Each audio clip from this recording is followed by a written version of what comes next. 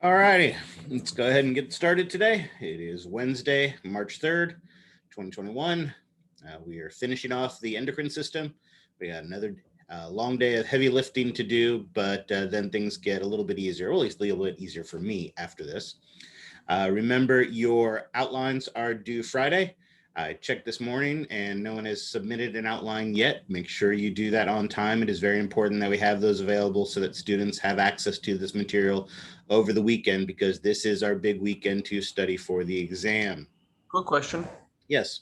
Yeah, so does one person from each group submit the outline, or does every single individual submit? No, I just need one per group. So I don't need, I mean, it would be redundant if everybody was doing it. No, take all your information, put it together into one outline per group. In fact, I might be able, hold on. I wonder if I can set that up as a group assignment.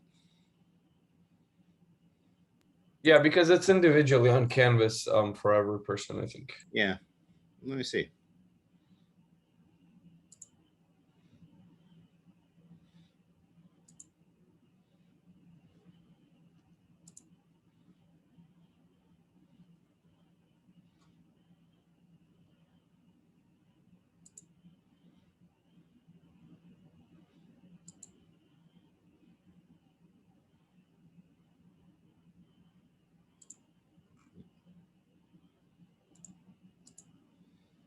Looks like I can do that.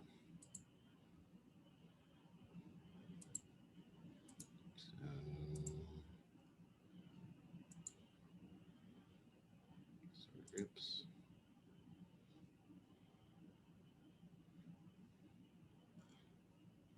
There you go. I don't know what that'll look like from your guys' end now, but again, I just want one per group. So I've set it up as a group assignment. If nothing else, that makes it easier for me to grade it. But again, I just want one copy per group. And again, make sure it has its references on it as well, because again, that's we want that available for people who, so let me put that on there as well. Make sure you have references. Oh, and your names. Are you wanting the references cited in any certain way, or? I want them cited in a way that if someone is interested about finding out more information about your topic, they can access it. So if it's a website or a book or an article or something like that, just make sure you have enough information there. And again, just the web link, if you're doing that, is totally fine, so that if someone is interested, they would be able to find more information if they were interested in it. Okay. Cool. So that is due again Friday by 6 p.m. Make sure you do that so that I can get those posted Friday night so that people have them over the weekend to study from. And then Monday we have our group presentations, and then Wednesday we have our lab and lecture exam. Then we come back 5 days later and start the digestive system, which will be just like, again, pun intended, a quick little palate cleanser. But again, I want you thinking about that material. So when we come back after that 5 days, your pre-lab for that unit is going to be due as well. All right. And as was pointed out to me before, I realized I hadn't changed my schedule. Remember, the exam is right before spring break. So we have our exam and then you actually get to take spring break off. So that'll be a positive thing. All right. Questions on any of that? All right. Let's pick up where we left off then.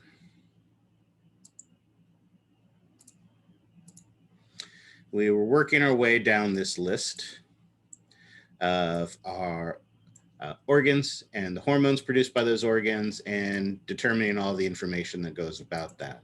And we had left off last time when we finished off the hypothalamus and the pituitary gland, which are by far the largest and the primary ones that are involved in regulating this process. But we have a ton of other organs to talk about as well. One of the really important ones is the thyroid gland.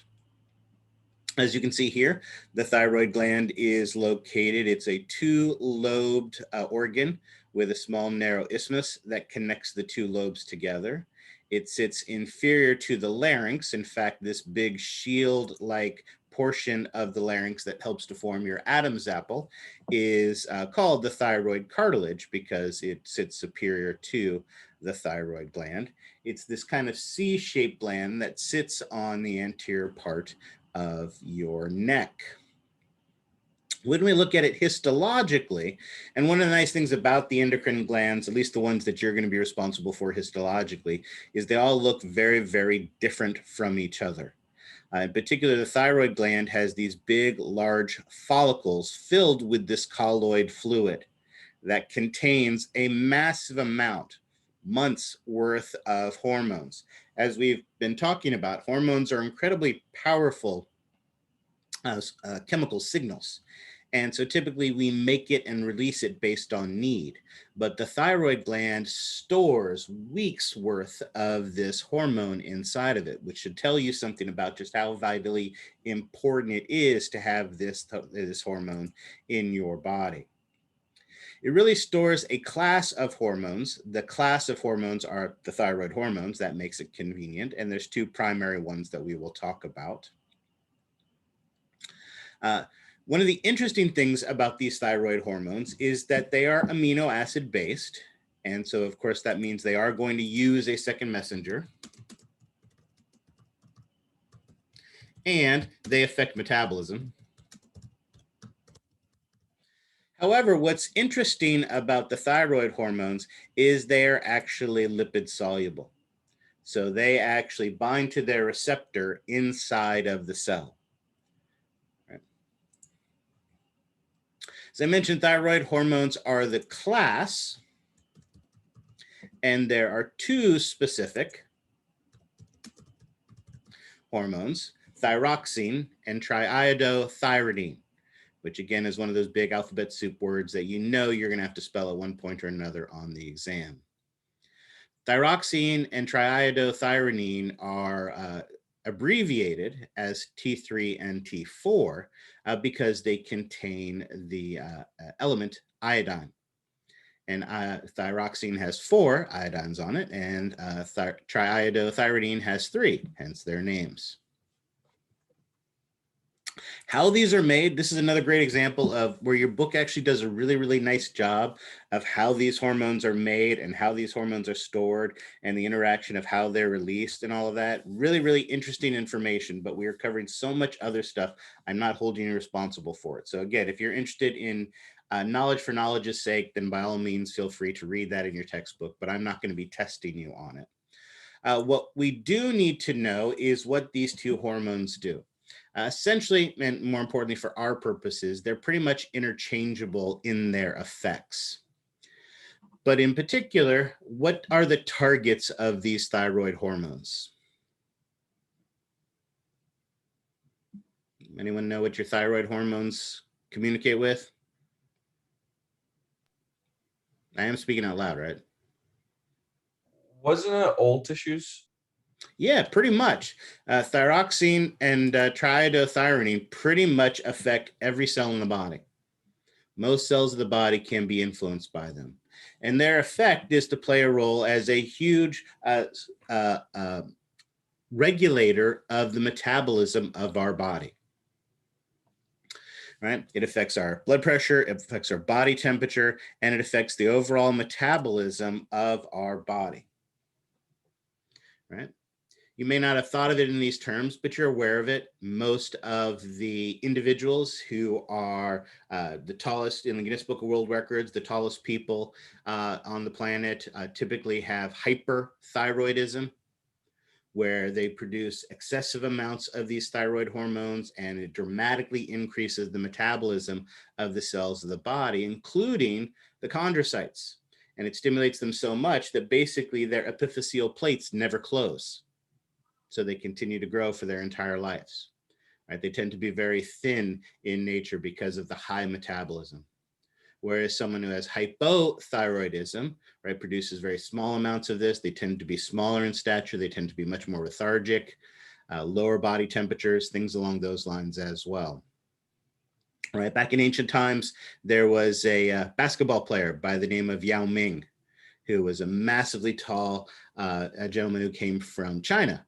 And when he was purchased by the NBA, basically from China, China was very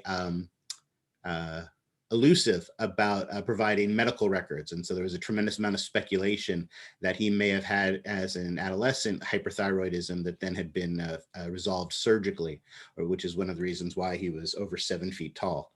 And so again, they're, like I said, and all the people in Guinness Book of World Records as the tallest people have all had been people who have dealt with hyperthyroidism. And I think we have at least one group dealing with the thyroid gland in our presentations. So we'll do that. Now, how are these two hormones, the thyroid hormones, regulated?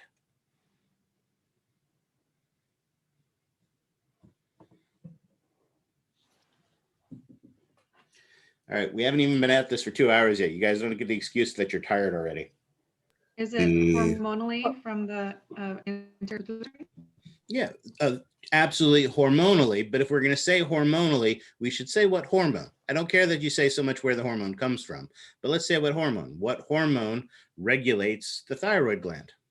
Via the thyroid stimulated hormone. Absolutely, excellent. The thyroid stimulating hormone. Now, in particular, and I'm going to cheat and go back a slide. Thyroid stimulating hormone stimulates these cells that form these follicles. So all of these follicles, as you can see, are basically made up of simple cuboidal cells. And these follicle cells, these simple cuboidal cells, are called follicular cells. And it is these follicular cells that are controlled or regulated by thyroid stimulating hormone, and they produce and store, and then they also release into the blood our thyroid hormones. However, notice there are also these larger, slightly lighter colored cells located in between the follicles. These are a different type of cell that's actually found here in the thyroid gland with a different function. And because they are between the follicles, they are known as parafollicular cells. These parafollicular cells produce a completely different type of hormone with a completely different function. One you should be familiar with because we learned about it in 430.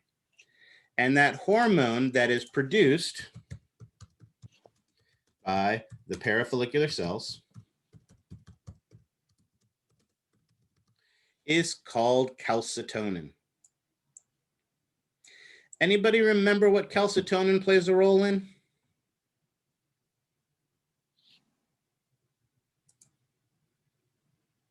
Calcium uptake. Well, regulating calcium levels, you're absolutely right. It has to do with that. There were 3 targets that we talked about back in 430 for calcitonin. Anybody remember what any of those were? Osteoblasts. Not osteoblast, but you've got the right idea. One of the targets is the osteoclast, not the blast, osteoclast. What do osteoclasts do again? Resorb bone matrix. Yeah, they break down the bone matrix, releasing it into the interstitial fluid, which releases it into the blood. So they're involved in a resorption, absolutely. And anybody remember what calcitonin does to the osteoclasts? Does it increase their activity or decrease their activity? Decrease. Yeah, it decreases their activity or inhibits them. Let's say it's that way. Inhibits the osteoclasts. And when it inhibits the osteoclasts, that means we break down less matrix, right? Or as you guys pointed out, it decreases resorption. And as a result of that, what's going to happen to calcium levels in the blood? Levels increase? If we're breaking down less matrix, so releasing less matrix into the interstitial fluid, into the blood, then that means, remember, our osteoblasts are still building at the same rate, but now we're slowing down the osteoclasts. So that causes a decrease. There you go. Calcium levels are going to decrease in the blood. Excellent. It increases in the bone, but it decreases in the blood. So I think that's maybe where you were going. What was the second target of calcitonin?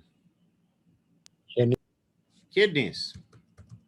Excellent. And what does calcitonin tell the kidneys to do?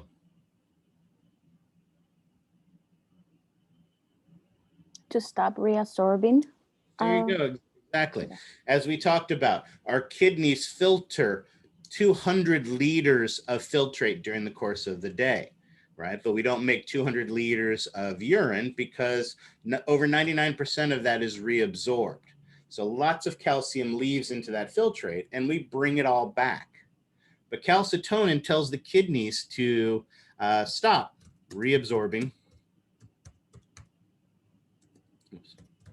calcium. That means more calcium leaves in the urine. And of course, that is going to decrease calcium levels in the blood. What was the third target? Anyone remember?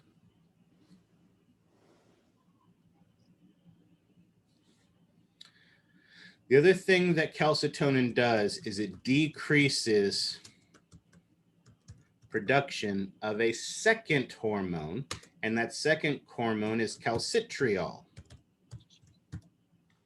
Anybody remember what calcitriol is?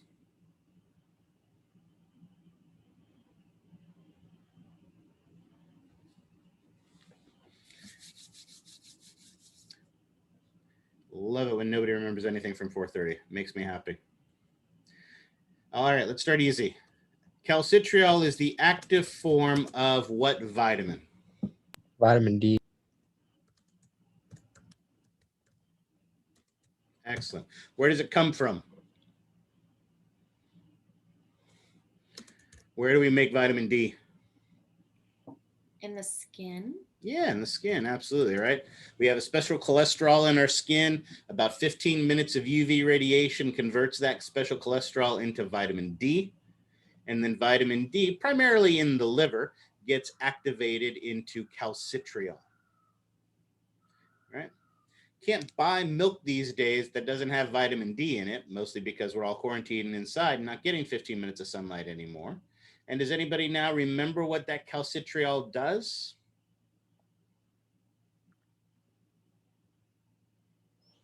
Well, you can drink a whole, go ahead, I'm sorry. Inhibits the, oh, I'm sorry. So it makes it so that it absorbs less calcium. Close, it's actually the opposite. You've got the right idea. Calcitriol tells the digestive system to absorb calcium. Oh, okay. So that's what calcitriol does. Calcitriol tells the digestive system to absorb calcium from the food and the drink that we produce. But you have the right idea. Remember, we just finished saying that calcitonin decreases the production of calcitriol. So what that means is with less calcitriol, we absorb less calcium from our food and drink. And again, notice the overall effect of all of this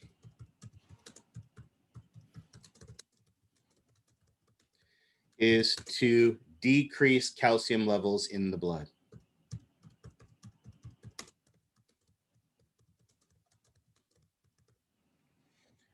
All right. So when you have that nice big huge glass of milk and the milk in your cereal, right, and the cream cheese on your bagel for your breakfast, you're getting all the calcium that you need. And so we don't have to worry about holding on to it in our kidneys. We don't have to worry about breaking down our bones. We don't have to worry about getting every scrap of calcium out of our digestive system and into our body because calcium levels are nice and high where we want them.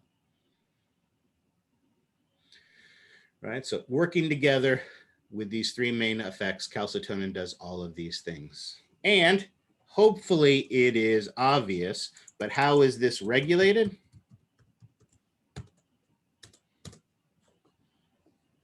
via calcium levels. Yep. And if it was via calcium levels, what would that be? What kind of regulation would that be? Humorally. Humorally. Excellent. All right. We're counting the amount of calcium ions in the blood and releasing calcitonin if it is too high to bring it back down. Excellent. I've written all over the page, but I've got it all here as well. There we go. We did that. We did that. We did that. And again, it is those parafollicular cells. This is probably a good time to bring this up. If you spend any time on that, where is it? Cosumnes River site, which is a good thing to do because, again, a lot of these are models and charts that are in the classroom. But as we've talked about before, there's always a little bit of artistic license you have to sometimes worry about on these. So when we go here to the models, we talked about this last time, the chart. Where is, hold on, the thyroid gland. Excellent. Notice here is their thyroid gland. Very obvious because we can clearly see those follicles that are making up the thyroid gland. Very distinct, very obvious. However, our artist here, for whatever reason, seems to have made the parafollicular cells almost look like smooth muscle cells here. So again, it is a little weird the way that our artist has drawn this, but it is still very clearly the thyroid gland, and we can still very clearly tell the difference between the follicular cells and the parafollicular cells. So even though they've made it look a little wonky, we can still clearly tell them apart. So it's something important to remember when you're looking at those types of things. All right. So 2 different types of cells here in the thyroid gland producing 2 different types of hormones and regulated in 2 specifically different ways.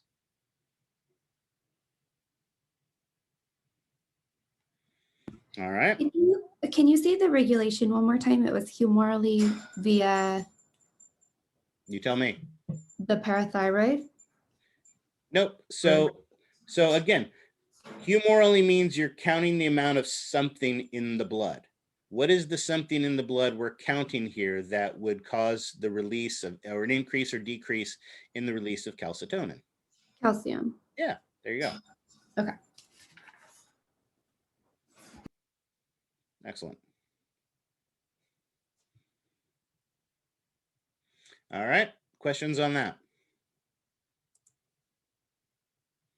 All right, like I said, your book spends a lot more time talking about the thyroid gland. It is a hugely important gland. I'm not going to get into it too much because we've got so much other to cover. And like I said, I think we have at least one group who's doing their project on a thyroid disorder. So I think we may have 2. I don't remember if we have 1 or 2. I haven't looked at the list, so we'll do that. So our thyroid gland is made up of 2 different types of cells with 2 different types of functions. But what's interesting about it, and here we see it from a posterior view. Remember we said how it is this kind of C-shaped gland that wraps around the front of the neck region. And notice when we look here at the back, there are these little golden glandular structures that are attached to the thyroid gland that are actually completely different glands. The typical person typically has somewhere between 4 and 8 of these little nodules. Like these, most of them are on the thyroid gland, which is why it gets its name as the parathyroid gland. But some of them can actually be found attached to the smooth muscle or attached to even the trachea in regions like that as well. This illustration shows it nicely, but I think my favorite place to look at it, where should we go for this? Let's go back to this site. Hold on. There we go. Guessing it'll be in the digestive system. If we look at the digestive charts,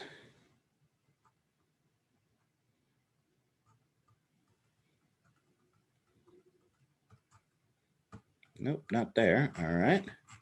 Interesting. Oops.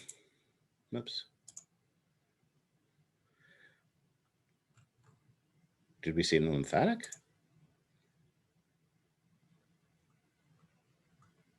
There it is.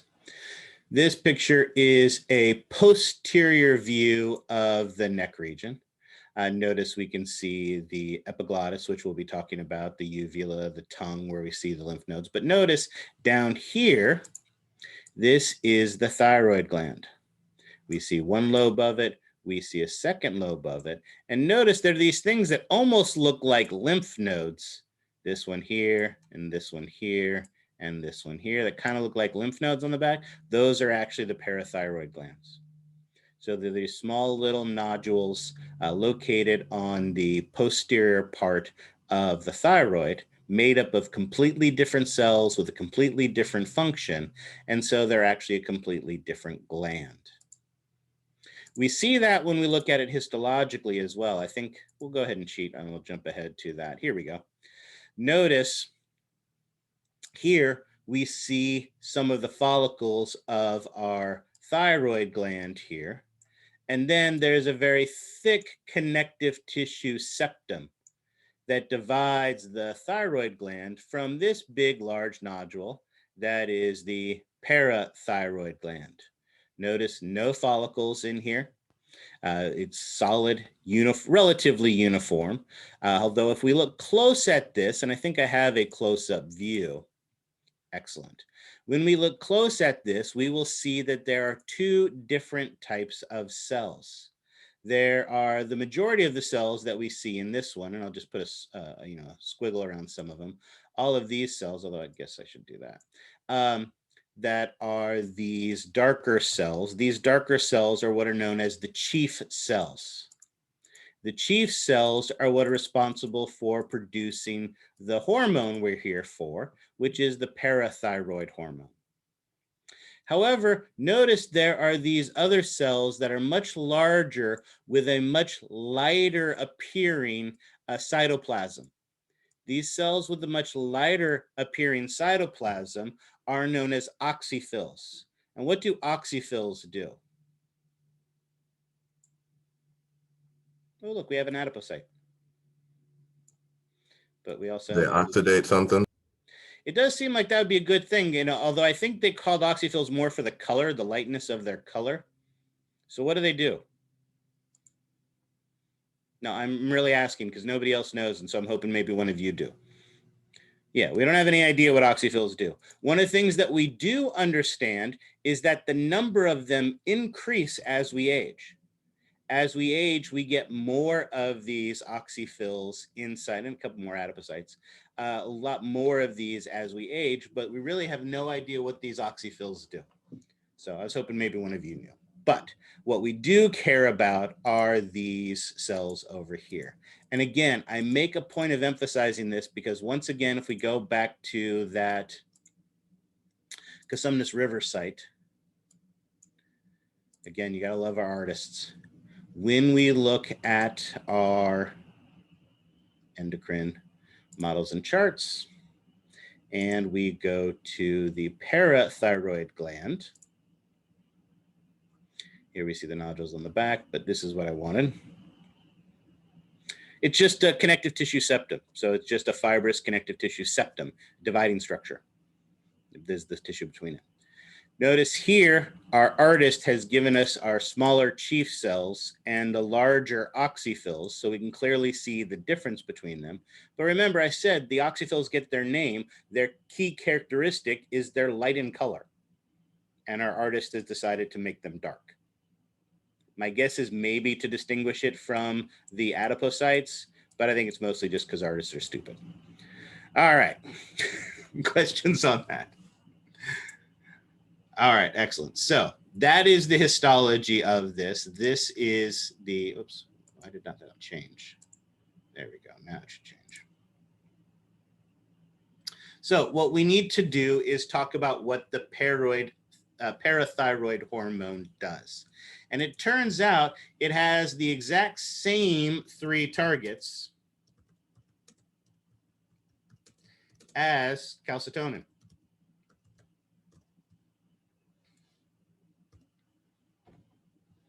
That means its targets are going to be osteoclasts.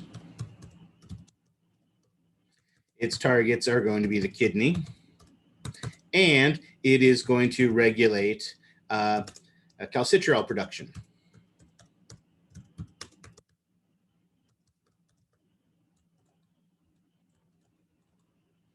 However, while the targets are exactly the same, their effects are antagonistic, all right? These are the interactions we were talking about. In this case, it is going to stimulate, excite, increase the activity. Osteoclasts. It is going to tell the kidney to reabsorb more calcium back into the blood. And it is going to increase production of calcitriol. And remember, calcitriol is what leads to the absorption of calcium from our digestive system. So more calcium is absorbed from the digestive system. More calcium is back in the blood and the kidneys, less leaves in the urine. And when we excite those osteoclasts, more calcium is released into the blood. So overall, these three things together increase calcium levels in the blood.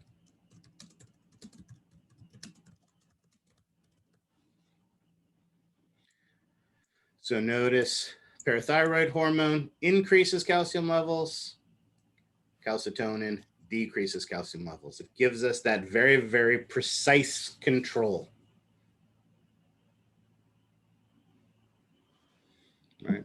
These are antagonistic hormones with antagonistic effects. They do the exact opposite of each other. But that gives us precision of our control. And as I'm sure you remember from 430, it is important to keep precise control of calcium. Why is it so important to keep precise control of calcium? Because calcium wonky does wonky things. There you go. Excellent. Yep. Calcium makes cells do wonky things. If you're a muscle cell that wants to contract, you need calcium. If you're a neuron that wants to produce that action potential and spread it down the axon and communicate to another cell, you need calcium. If you are a gland that wants to release your secretion, you need calcium. Calcium is vital. And again, as you've learned, I'm not a huge numbers guy in this class. There are some numbers that we have to learn, some equations that we have to learn, but a lot of these numbers really are only things that are kind of useful for, you know, wooing women at a bar, right? If I saddled up next to Allison at a bar, I'd look her in the eye and say, hey, do you know that the calcium levels in your body are between 8.5 and 11 milligrams per deciliter? And she would just swoon if I did that, right? But the point is that while, again, this isn't a number that you need to memorize, as you can see, it is an incredibly narrow range. It is so vitally important to keep precise levels of calcium in our blood so that our body functions properly. That is a very, very precise, very, very narrow range of values that calcium has to be kept between. So it's not surprising that we have multiple hormones involved in doing this to maintain that tight control. And I hopefully don't think it should be too surprising to anybody. How is this one regulated? Humorally via calcium levels. There you go. Absolutely. Oops. Humorally via calcium levels. Perfect. So, great question. There are two hyperparathyroidism. With that, primarily it has to do with, my understanding is a decrease in either the number of parathyroid nodules that they have, or there's something about the parathyroid hormone that they produce that is less effective. So it's usually one of those two things. It either has a problem with the gland itself, or it is a problem with the form of the hormone that they make that is not as effective. Professor, could I add a little bit to that? Yeah, please. I was, so only because I've had some exposure of it, I was told that it's also that your thyroid gland doesn't produce the hormones, so your pineal, just kidding, not pineal, your brain overcompensates for that, but there's another gland that's I'm totally losing the name of. And then the overcompensation leads to hypothyroidism, but if it is under, then that's hyperthyroidism. If that makes any sense. Yeah. So no, okay. So I think I know where you're going with this. So, but you are right with hyperthyroidism, or actually, no, you're right. With hypothyroidism, if there's an underproduction, one of the things that happens is, and one of the ways that they can tell that you're having a problem with your thyroid gland that way and its production and release is that, as you mentioned, it's actually your pituitary gland that goes into hyperdrive trying to produce a lot of thyroid stimulating hormone, because it keeps seeing that the levels of T3 and T4 are low in the body. And so it produces a massive amount of thyroid stimulating hormone to try to get those thyroid levels back up. So yes, the interactions of the thyroid gland are interesting. I'm not as familiar with parathyroidism though, a hyper or hypo, but my guess is that typically these types of things either have to do with a less effective form of the hormone being made or less of it being made because of problems with the glands. That's typically the two problems that can occur. Thank you. Yep. Awesome. Great information, you guys. All right, and we did that. We did that. All right, perfect. And we did the histology. Excellent. All right, let's come to our friend, the pancreas. The pancreas is a mixed gland. What do I mean when I say a mixed gland? Multiple kinds of tissue. And not just multiple kinds of tissue, because if you think about it, our thyroid gland had different types of cells. Our parathyroid gland had different types of cells. So it's got to be more than that. When I say it's a mixed gland, what does it mean? You're right. We definitely have different types of cells that have different types of functions, but it's even bigger than that. Anyone? Has both exocrine and endocrine functions. There you go. Both endocrine and exocrine functions. Excellent. And that's what we see here when we look at our pancreas. As you can see, the majority of the pancreas are these dark, stained, small, circular shaped secretory structures. These are the pancreatic acini, because of course, as we learned in 430, a ball-shaped secretory structure is a acini or alveoli. Both of those terms are acceptable. And these acini are what provide the exocrine digestive function. They produce bicarbonate to help to neutralize the food as it exits from the stomach into the small intestine. But more importantly, they produce massive amounts of digestive enzymes. The majority of the chemical digestion that takes place in our digestive system takes place in the small intestine. And it occurs because of all the enzymes that are produced and released by our pancreas. So it is a vitally important exocrine gland in the digestive system. However, like islands in a stream, because that is what we are, there are these small pockets of light-colored cells. And again, they are light because of this particular stain. As we'll see, others can show it differently. But they are distinctly different from the acini that surround them. And these structures are what are known as the pancreatic islets, or the islets of Langerhans. These pancreatic islets are what produce the hormones. So these are actually endocrine glands that produce hormones and of course release it into the hormones and release into the interstitial fluid. Whereas, of course, these digestive enzymes over here, of course, use ducts to release into the small intestine, which, of course, as we know, is outside the body. So again, their exocrine glands use a duct, secrete outside the body, whereas our pancreatic islets are endocrine and release it into the interstitial fluid. So two dramatically different types of cells with two dramatically different types of functions, both endocrine and exocrine. So it is a mixed gland.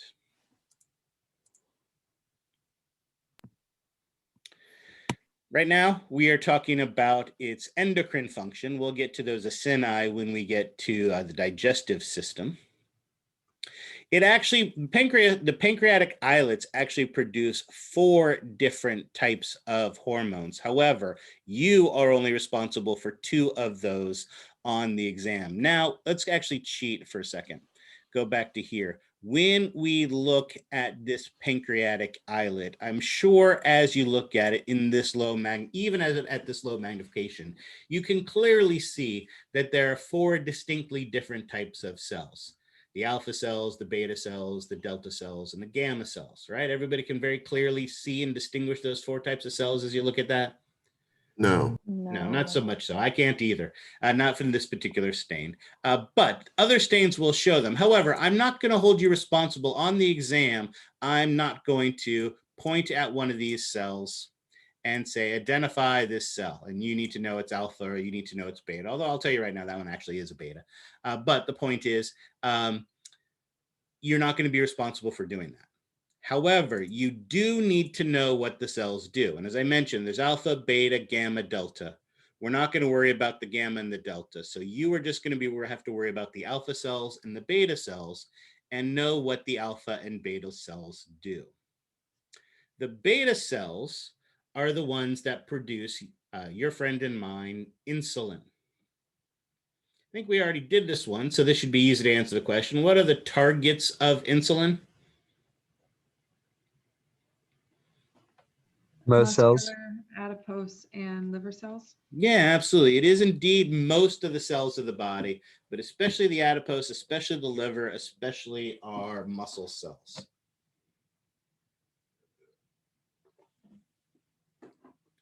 And as we talked about, what is the effect of that insulin? What does it tell these cells to do?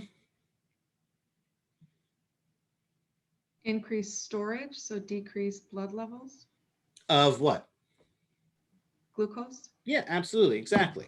So basically, its function is to, it tells the cells to uptake and store glucose. Typically as either glycogen or as triglycerides. And of course, the net effect of that is that it lowers blood glucose levels. All right. Because we're taking it out of the blood, depositing it into the cells. The alpha cells kind of have the opposite effect. They primarily target the liver. And glucagon tells the liver to basically break down and release glucose into the blood, which of course brings blood glucose levels up. So really break down glycogen, let's say it that way, and release that glucose into the blood.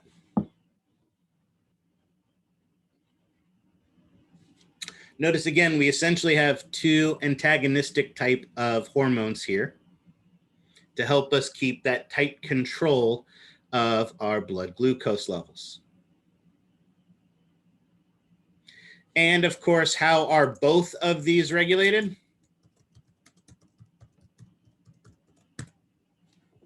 Humorally via blood sugar levels.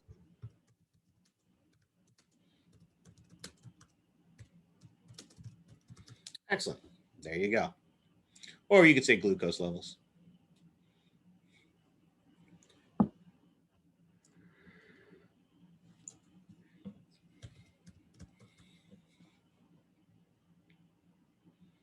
So there you go.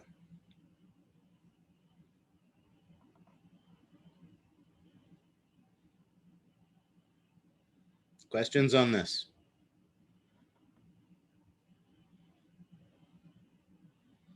I know we have a group that's doing type 1 diabetes, so I won't go too much into insulin and its effects and stuff like that so that we don't steal too much of that group's thunder. But we definitely need to know the hormones. We need to know what cells make them and their targets and effects and how they're regulated.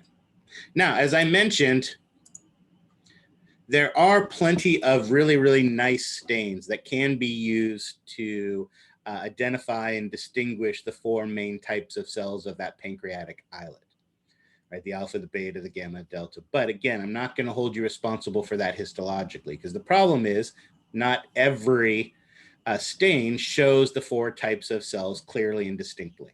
So like I said, I won't point at a cell on here and ask you to identify whether it's an alpha or a beta cell. But I could show you something like this and then ask you, what is the function of the alpha cell, or how is hormone release from the alpha cell regulated, or what hormone is released from an alpha cell? So I would do it that way. Ooh, I don't think I've ever noticed this before. Just out of curiosity, anybody know what that is?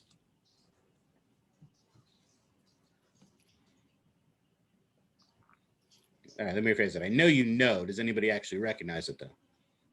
Is that a nerve? Yeah, Annular exactly joint? what it is. That's a nerve. Bundle of axons, cross section through a nerve. That's cool. I like nerves. Huh. All right, excellent. Bundle. Excellent. All right, perfect. So we're doing good so far. Now things get fun. We need to talk about the adrenal gland next. As we have already kind of talked about, we know the adrenal gland is comprised of a chewy nougat center. And what do we call that central region of this gland? Adrenal medulla. The medulla, excellent. And then, of course, the outer part, which is the candy-coated shell, that we would call what? Cortex.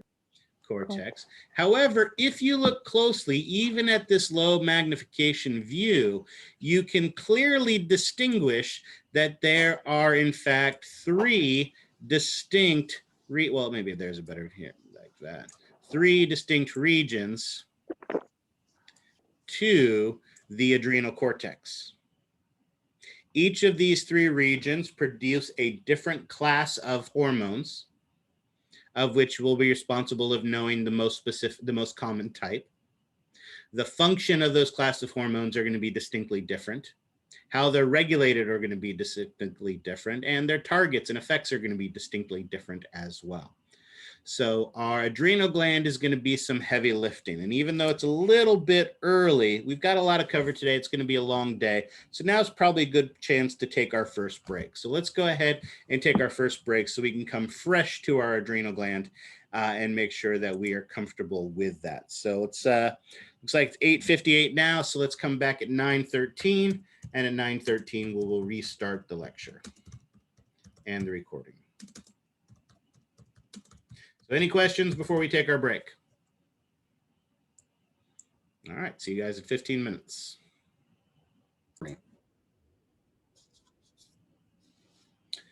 Okay, so I want to talk about the adrenal gland. Now, one of the traps I want to caution you about is to remember, as we look at this gland, it is a triangular gland. For some reason, it's upside down.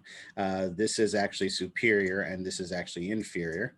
But I don't really care about that. But why I make a point of emphasizing this is often when you see this, like in textbooks and stuff like that, they go from superficial at the top to deep at the bottom. And notice that that isn't necessarily how the adrenal gland is oriented. Superficial can be left, superficial can be right, superficial can be down, superficial can be up. So it can come from any type of orientation. And it can even, like in this particular picture, be oblique. The key to orienting yourself on the adrenal gland is to do one primary thing: find the outer fibrous capsule. This has a nice fibrous capsule on the outer surface, and that fibrous capsule is always going to be superficial. And of course, the medulla is always going to be deep. I make a point of emphasizing this because, again, I pick on the charts a lot, but one of the things I really love about the endocrine chart when we look at it is here we see the endocrine chart, and they've crunched our adrenal gland a little bit. But again, you can see it's that kind of triangular shape where we have the cortex, where we have the medulla, where we have that fibrous capsule on the outer surface. And notice if you look very closely, you can actually see where they've taken a tiny triangle to highlight where they're going to enlarge this. So notice where they have this, and that's actually the next part of the chart. This is it right here. Notice we can see that the fibrous capsule in this case is at the bottom. So this is superficial, and this up here is the medulla, which is deep.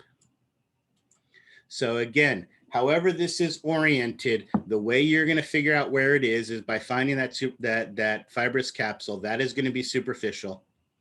The medulla is going to be deep. And then as you can see, the cortex is divided into 1, 2, 3 distinct regions or zones. Now, let's do this on my whiteboard. Here in gray, I have done my fibrous capsule. So this is the fibrous capsule out here. Here are my 3 layers of the cortex. And then of course, this is my medulla. And so when we're identifying the, I can be big for this, the 3 distinct regions, the most superficial region or zone is the Zona Glomerulosa.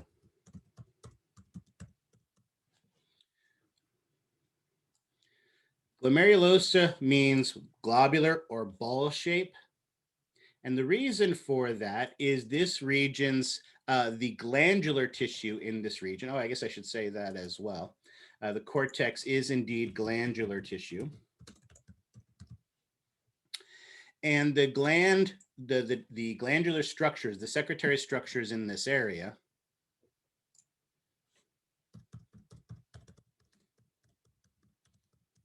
are ball shaped. So basically in this region, we have a bunch of circular ball-shaped secretory structures.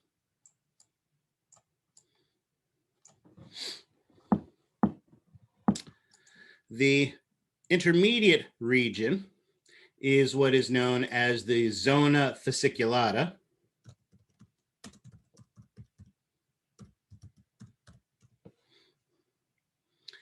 And the Zona Fasciculata, that term fascicle sounds vaguely familiar. Where have I heard that term fascicle before?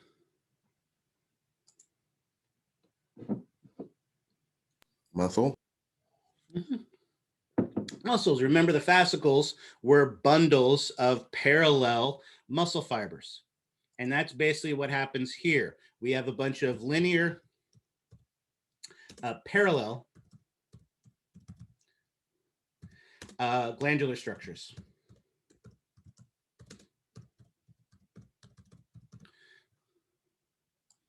So in this region, the glandular structures are fairly parallel. Now, again, obviously, they're not going to have quite the precision that I'm drawing it with here, but you get the idea. And the third zone, the deepest zone, is the Zona Reticularis.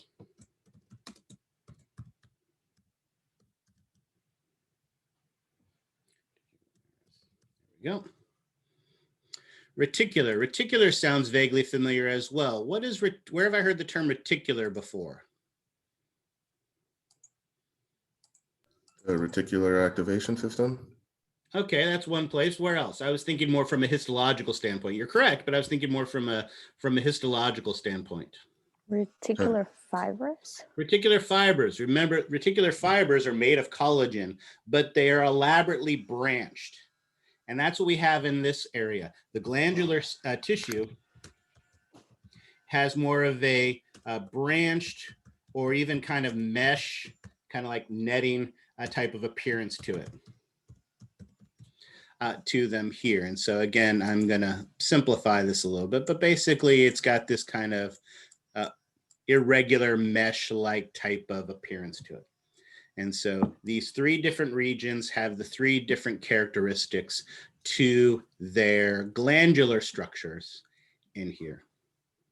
And not surprisingly, if I made a point of emphasizing that the cortex is glandular tissue, then our medulla is going to contain nervous tissue.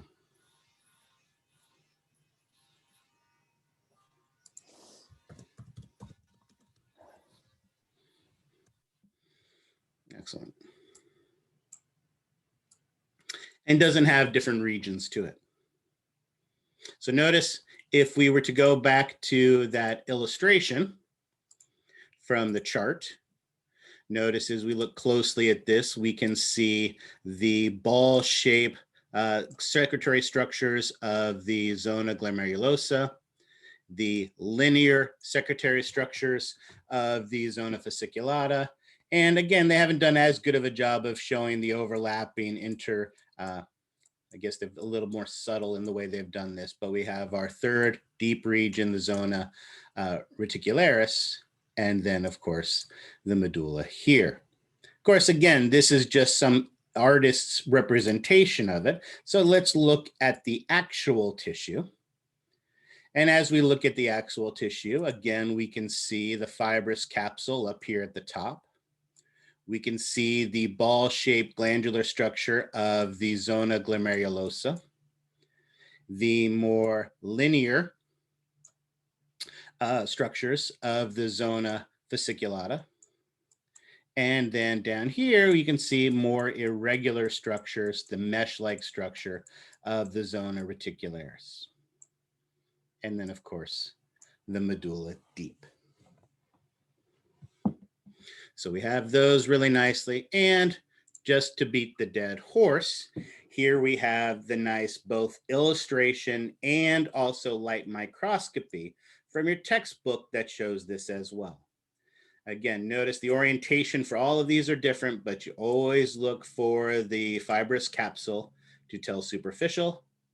Then you have the Zona Glomerulosa on top, the Zona Fasciculata in the middle, and the Zona Reticularis deep, and then the medulla under that. All right, questions on those regions?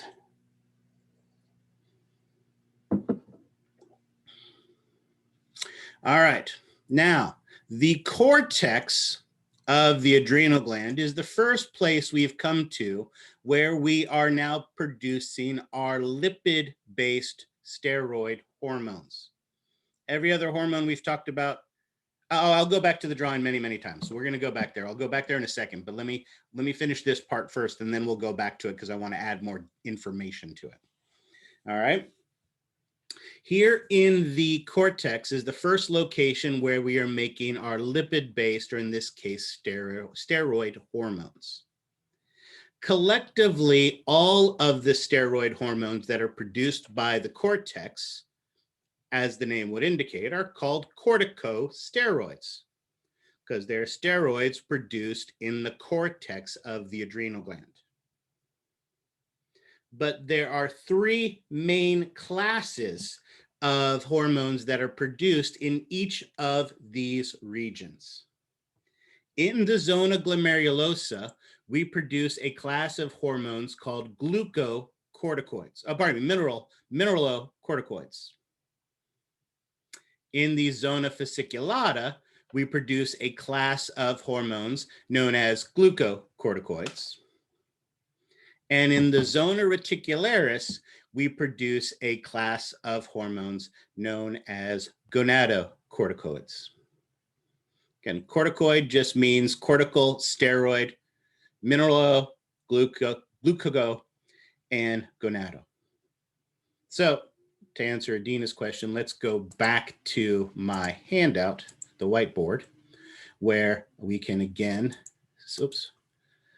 state here that in the cortex, we produce steroid hormones.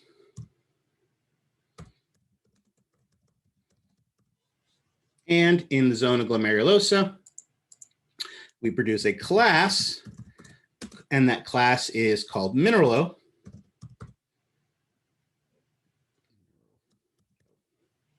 Corticoid.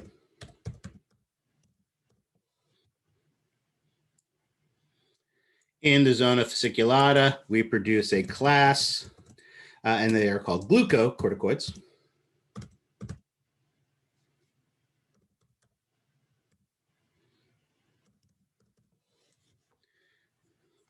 And in our Zona Reticularis, we produce a class of hormones called gonadocorticoids. So those are the classes we need to know for each of those. Now, each of these classes has well over half a dozen, and in some cases more than a dozen different specific hormones that are produced in each one. For each of these regions, you are going to need to know the primary specific hormone that is made there, and then obviously we will talk about their functions. So let's do that. Let's go back to the the lecture and go through that. Now, one other important point I want to emphasize with you. Notice here we have an up close view of the zona glomerulosa. I will not show it to you like this on the exam. If I show you the cortex of the adrenal gland, I will always show it to you with something like this or something similar to it where you can see all of the zones. I'm not going to show you just one of these zones by itself, and expect you to figure out what the heck it is. So I'm only showing this up close view so we get a better sense of the ball-shaped structures. But I'm not going to, I wouldn't use this slide by itself on the exam and expect you to know what the heck that is. I just want you to see the ball-shaped structures of this zona glomerulosa. All right. So again, I just want to make sure that that's clear. So zona glomerulosa produces a class of hormones known as Mineralo Corticoids. Now, with a name like Mineralo, what do you think it is involved with?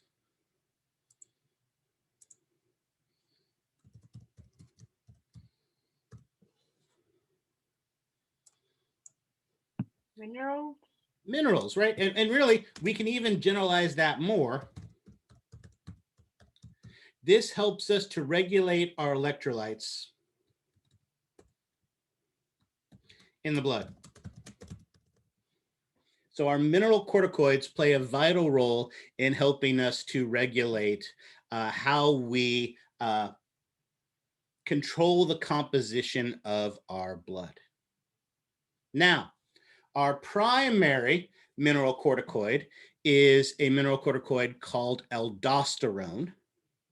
And since it's the most common mineral corticoid, it probably helps us to regulate the most common electrolyte.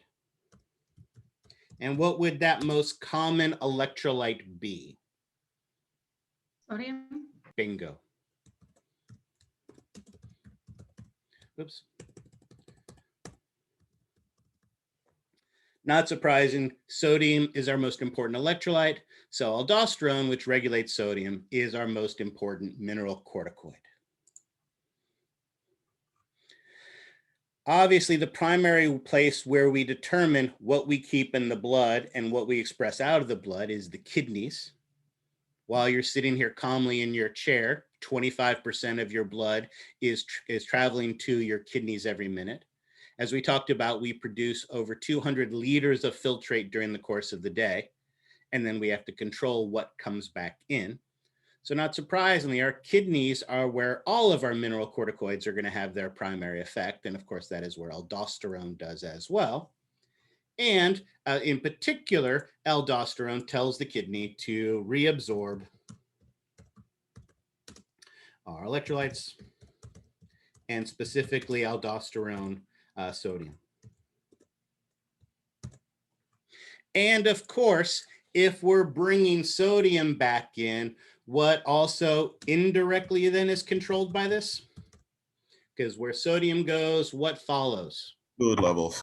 Water, absolutely. So indirectly, this is going to affect water as well. So this will also affect the reabsorption of water as well.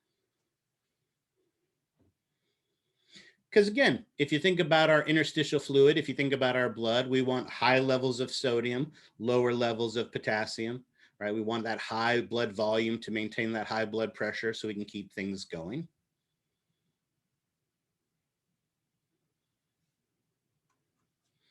And if we're regulating electrolytes, guess how this is regulated? Humorally. Humorally, via the electrolyte, absolutely. So let's put all those pieces together on our whiteboard. We know the class is mineral corticoids. We know our primary specific is aldosterone.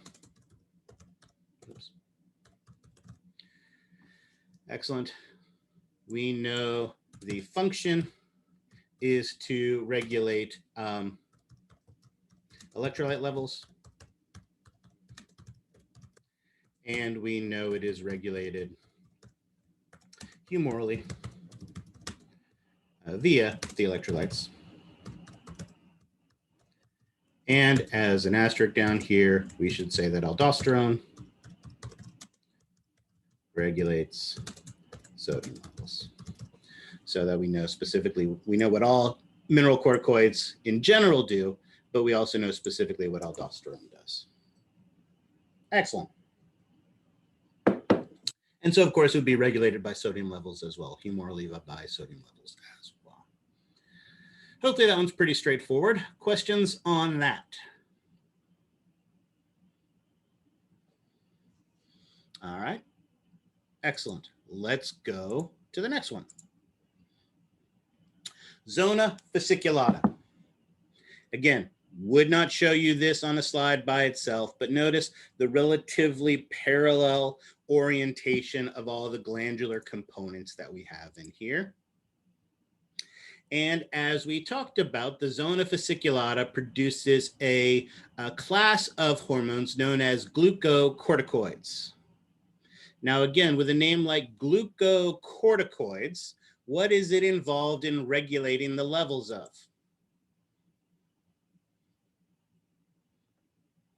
Glucose, but didn't we just finish talking about two hormones that help us to regulate glucose levels in the blood? Insulin and glucagon? Why do we need something else for that? Because those two control humoral levels of glucose, but not usage levels. Oh, I like that. That's an interesting way they're thinking about it. That's not bad. I like that.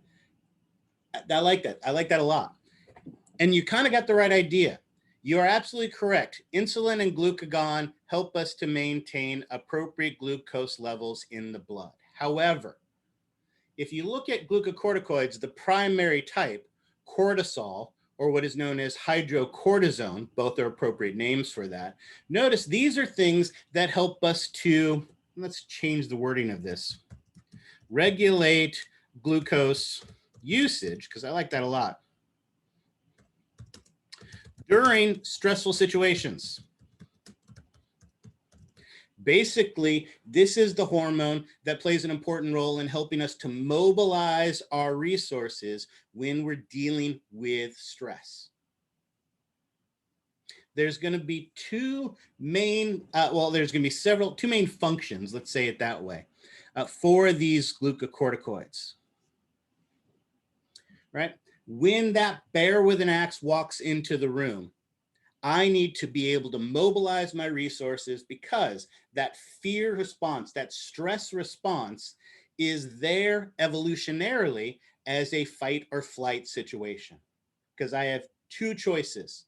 I have to either fight that bear with the axe or I have to outrun somebody in my family, right? I have those two choices. And either way, I'm dealing with that stress physically.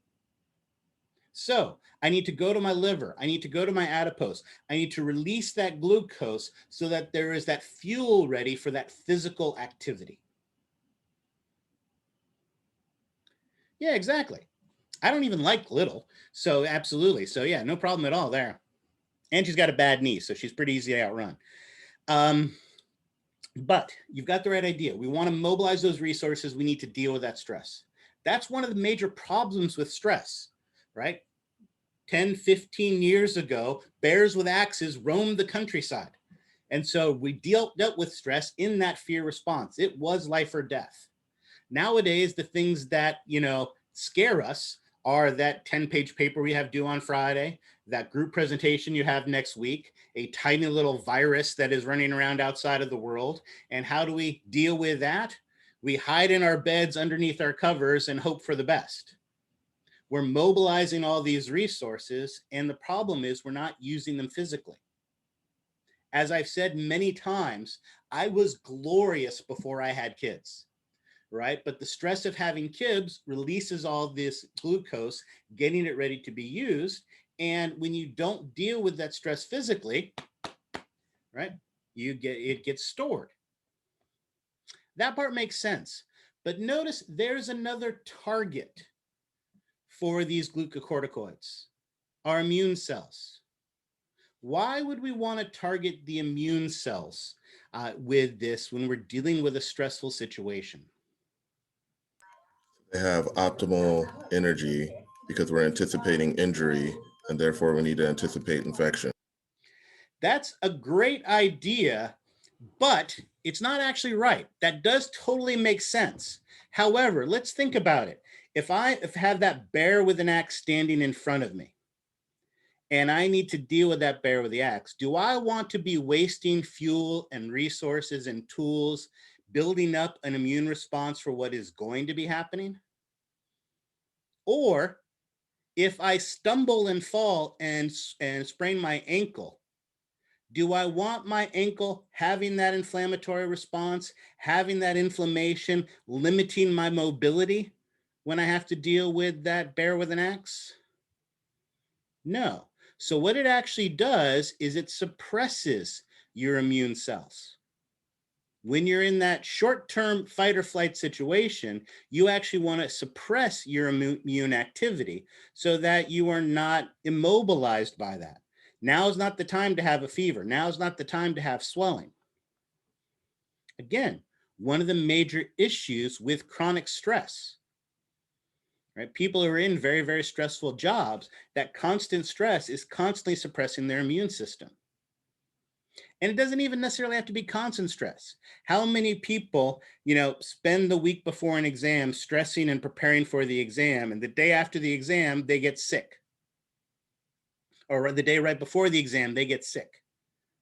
That stress suppresses the immune response, suppresses your immune cells, and makes you more susceptible, right, to those types of viruses. But again, that virus hurts you next week. The stress of that bear with an axe right now is all about immediate, right? Hydrocortisone, cortisol, those are things that reduce inflammation, reduce the effect of our immune cells, suppress it so that I can deal with the immediate stress right now, right? So again, we're mobilizing our fuel to deal with stress. We're suppressing our immune response to deal with stress because we're in a life and death situation. And so who cares about the long-term consequences? We have to survive right now.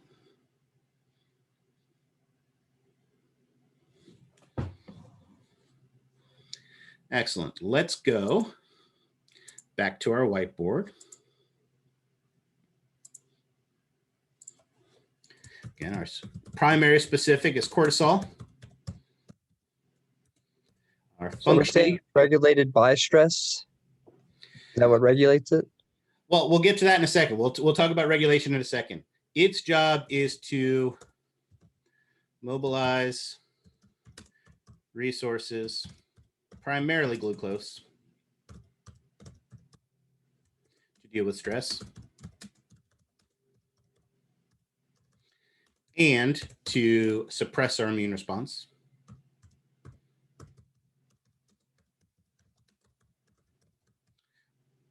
But you have hit it on the head. How is this regulated?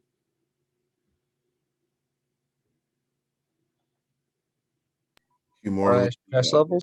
levels. So humorally is not a bad idea, but what would you be looking for humorally? Levels of epinephrine. Okay, true. We could be looking for levels of epinephrine or something like that. Absolutely. However, we need a better way to control this. If only there was a way that we had already learned about where we could control the cortex of the adrenal gland.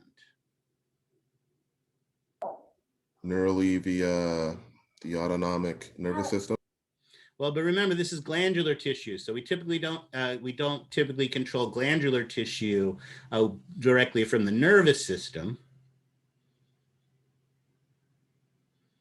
Well, let's see. I've shot down humorally. I've shot down neurally. So what are you left with? Hormonally. Hormonally. If only there was a hormone we had learned about that helps us to regulate the activity of the cortex of our adrenal gland. Adrenocorticotrophic hormone secreted by the anterior pituitary. There you go.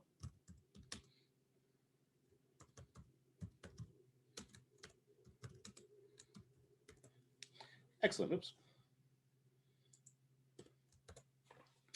Adrenocorticotrophic hormone. There you go.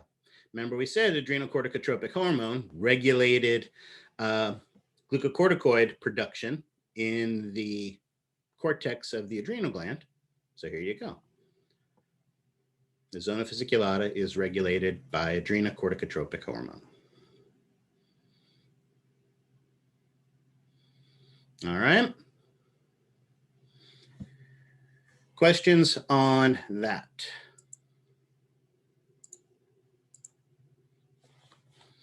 Excellent. We have one more region, Zona Reticularis. Notice, again, won't show this to you by itself, but I like these up close views because notice the glandular structures definitely are not round and ball shaped, but they're also definitely not parallel to each other. They're kind of this mesh of irregular, mesh interlacing kind of structures in between the two. And that is indeed our Zona Reticularis. So it doesn't look like parallel, it doesn't look like ball shape. So that's kind of how you tell it. As we mentioned, it produces a class of hormones called gonadocorticoids. What does gonadocorticoid, gonado, refer to?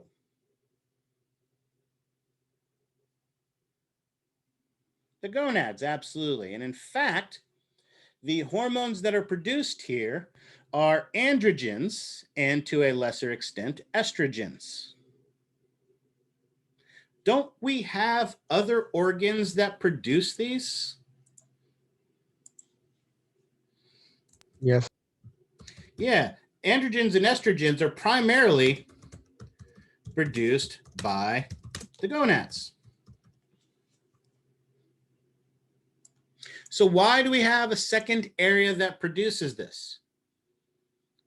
Well, I'll save you the hassle. We're not 100% sure why we have a second region that produces this. Think about this. If you are a beard, a hair cell in the buccal region of my face, and an androgen comes here to tell it to start growing hair, does that beard cell care whether that androgen came from the adrenal gland or whether it came from the testis? No, it's going to affect it the exact same way. These androgens and estrogens have the exact same effects that it would have coming from the gonads. And it only produces a small amount. So why it's here is not really fully understood. What we believe that it does is two things. We believe that these additional gonadal hormones that are produced may play an important role in the enhancement of the secondary sexual characteristics. What are the secondary sexual characteristics again? Hair. True. Okay. Well, I wasn't looking for examples, but you're absolutely correct. I was thinking more secondary sexual characteristics are those characteristics that help us to determine that a person is mature reproductively, right? It helps us to tell the difference between a girl and a woman, between a boy and a man. Secondary hair, right? Like buccal, thoracic, axillary, anopubic, right? The swelling of the hips, the rounding of the mons pubis in the female, the enlargements of the breasts, right? The increase in muscle mass in males, widening of the shoulders, enlargement of the Adam's apple, all of those things that we associate with those secondary sexual characteristics. And it is believed that these may play a role in aggression and sex drive, especially in females. Primates have been studied for a very long time about levels of androgens. Macaque monkeys have a very, very rigid social hierarchy where there is an alpha male and a beta male and a gamma male and so on and so forth through them. And what they've actually done is they've taken blood samples from these social groups of macaque monkeys. And what they find is that the alphas have the highest level of androgens. And the one that has the second is the beta male, and so on and so forth. They've actually gone in and given androgen injections to a lower class male, and his standings in the population actually increase because of that. Right? They've studied this in other primates as well. Another set of primates that have a very high, strict hierarchy are stock market people, people on Wall Street. And they've very aggressive, very hierarchical. And again, they've taken blood samples from these guys that work the floors at the stock exchange. And they have actually found that typically the ones that are seen with higher status, the ones that are more aggressive, tend to have higher levels of androgens within them. Now, I don't know of any studies where they injected anybody with androgens to see if they became more of a dick, but I do know that, again, there are these levels and they do have an effect. And in particular, I'm not kidding, they really have done these studies. Again, they didn't inject them, but the males, but they have done this with people working at the stock market, and they've seen these differences in the levels. So aggression, sex drive, these are things that could be enhanced in both males and in females by influencing this. But again, we don't fully understand it because once these things get into the blood, we don't know whether they came from the gonads or whether they came from the adrenal gland. So it's hard to study. And so not surprisingly, if it's hard to study, we really don't understand how it is regulated either. We don't understand how this is regulated and the production of it is regulated there. So this is another one of those where you can put a big X through because we don't understand, we're not sure how these gonadoccorticoid production is regulated in the adrenal gland. So to answer this question on the exam, I don't know would be a correct answer. No, what it means is this won't be a question on the exam. So on the exam, I can guarantee you with 100% certainty, I will not ask you how the Zona Reticularis is regulated. That question does not exist in the test pool. So yeah, so feel free to put a big X through it. All right. So let's finish off the cortex of our chart. Class or gonadoccorticoids. We know that specifically, this means either some type of androgens or estrogens.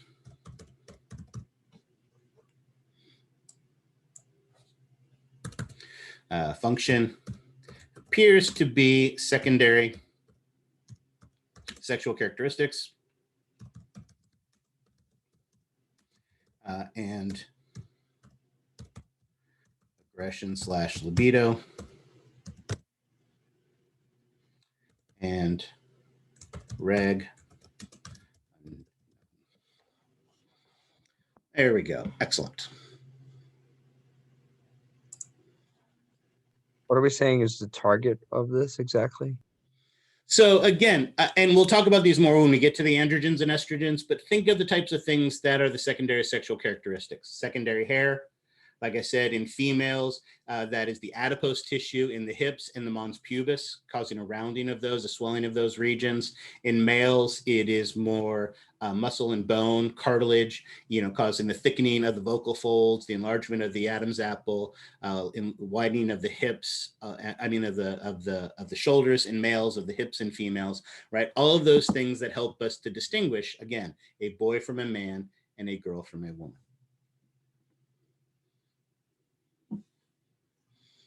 All right. Oops. That gets us through the cortex, but we cannot forget that there is still the medulla underneath. The medulla is different from the cortex in that it's in a different region. It's different from the cortex in that it is nervous tissue. And it is different from the cortex in that it produces a different type of hormones. The hormones produced in the adrenal medulla are actually amino acid based. The class of amino acid based hormones that are produced in the adrenal medulla are known as catecholamines.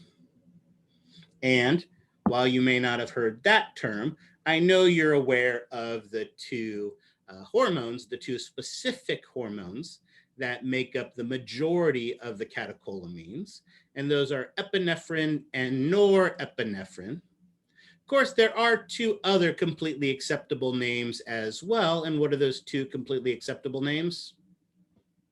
Adrenaline and noradrenaline. There you go. You may use adrenaline and noradrenaline or epinephrine and norepinephrine. Either is fine. The majority of the catecholamines that are produced are epinephrine, making up about 70%. And again, like T3 and T4, for our purposes, their functions are identical. There are subtle differences between epinephrine and norepinephrine, but nothing that we have to worry about. So, what are the targets of epinephrine and norepinephrine? Myocardium. Excellent. All right. Muscle of the heart. What else? Both cells. Many cells. I wouldn't say most, but it does affect many cells. Skeletal muscle cells. Say again? Was it skeletal muscle cells? True, and more specifically, the blood vessels going to skeletal muscle cells. What does it do to those blood vessels going to skeletal muscle cells? Dilates them. Dilates, brings more blood, more oxygen, more nutrients to them. Liver, releasing that glucose, right? Smooth muscle of the eye, dilates the eyes. Smooth muscle of the airways, dilates the airways. Does it dilate all blood vessels? No. No, for non-essential regions like the skin, like the digestive system, it constricts, right? These are all those physiological responses that we talked about way back in 430 when we talked about our sympathetic nervous system, because that's exactly what this is. This is our short-term sympathetic nervous system stress response.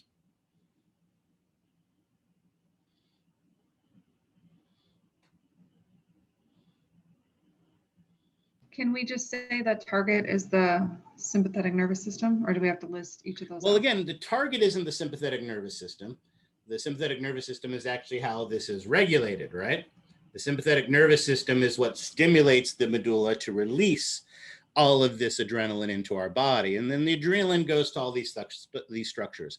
I would say on the exam, my guess is that I would probably give you a specific number, identify 2 or 3 or 4 targets of, you know, these hormones or something along those lines. And you can pick whichever ones tickle your fancy. And then obviously describe the effect from that. But of course, the general effect is that short-term stress response.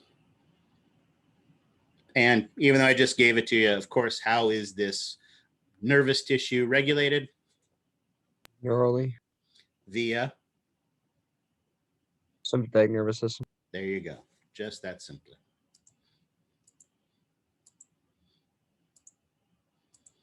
So again, this is nervous tissue. Produces amino acid based hormones. A class of them are catecholamines. The specific are, and I'm just going to cheat and abbreviate, epinephrine and norepinephrine. The function is our short-term stress response. And of course, it's regulated neurally via sympathetic nervous system.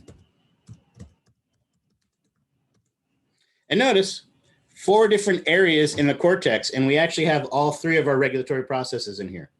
We have humorally, hormonally, neurally, and then one we don't even know. So it is a smorgasbord of endocrine function. Now, I do have one more question for you.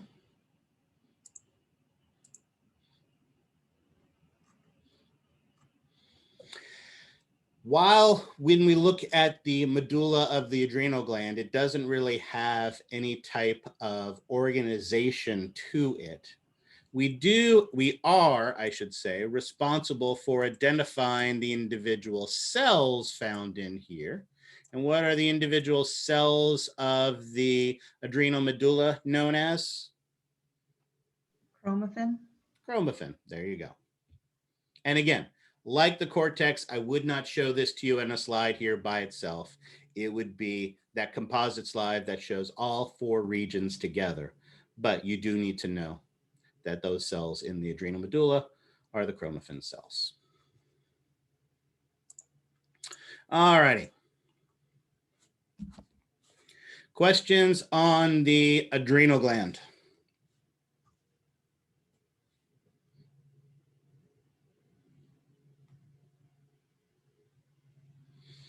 All right, then let's do this. From here, we need to go to the gonads. And again, things are going to get a little bit, again, the thing like the adrenal, the things like the gonads, these are obviously things we're going to talk about a lot when we get to the reproductive system. So obviously we're spending a whole section talking about the function of these things. So we are going to be abbreviating things a little bit. But again, there's a lot of anatomy, there's a lot of function that we need to talk to for this. So again, I think this cortex stuff was a little dense, and even though it's a little early, like I said, we have a lot to cover today. So I think this is a good natural stop for point for our next break. Let's go ahead and take another 15-minute break, come back at 10:05, and at 10:05, we will restart the lecture. All right, questions on any of that? All right, I'll leave this up in case anybody has any questions or anything on that. They'll have that to look at, and then I will see you here in 15 minutes.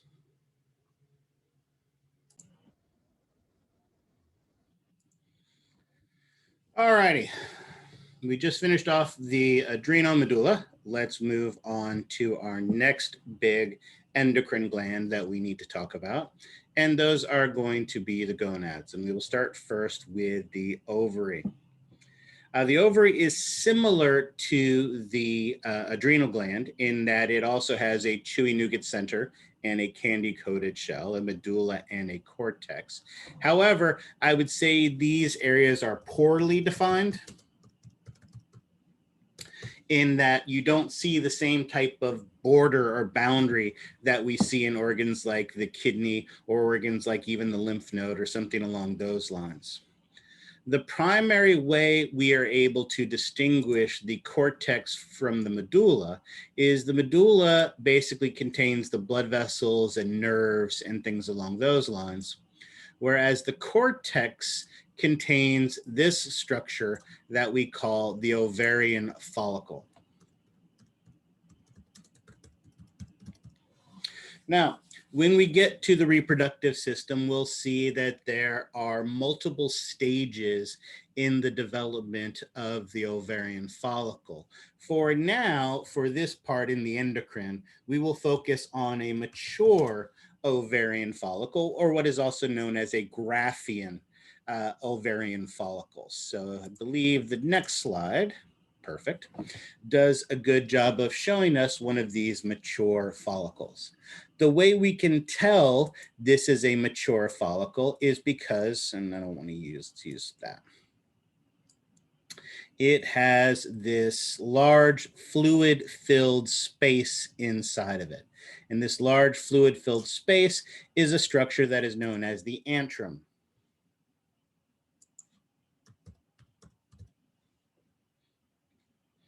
Then there are primarily 3 types of cells that make up our ovarian follicle.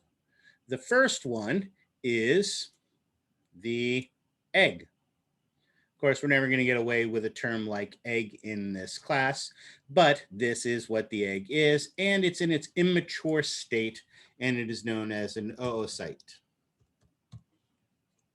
So this is an oocyte hanging out in here, and this is, again, half of a person, basically, what we have in here with that oocyte. That is the puzzle piece that comes together with the spermatozoa to form a person. Notice this oocyte is surrounded, and for this I'll highlight it. Let's use green. By some cells that are in direct contact with it. Well, not quite direct contact. The oocyte, actually, I use the term candy-coated shell all the time in this class, but this oocyte actually literally has a candy-coated shell.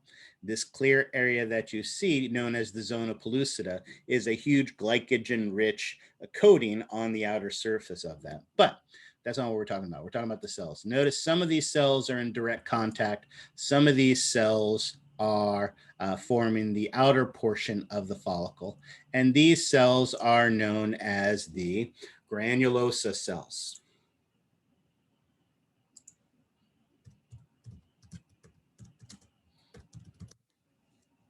However, you will also notice, and I'll need to change colors again.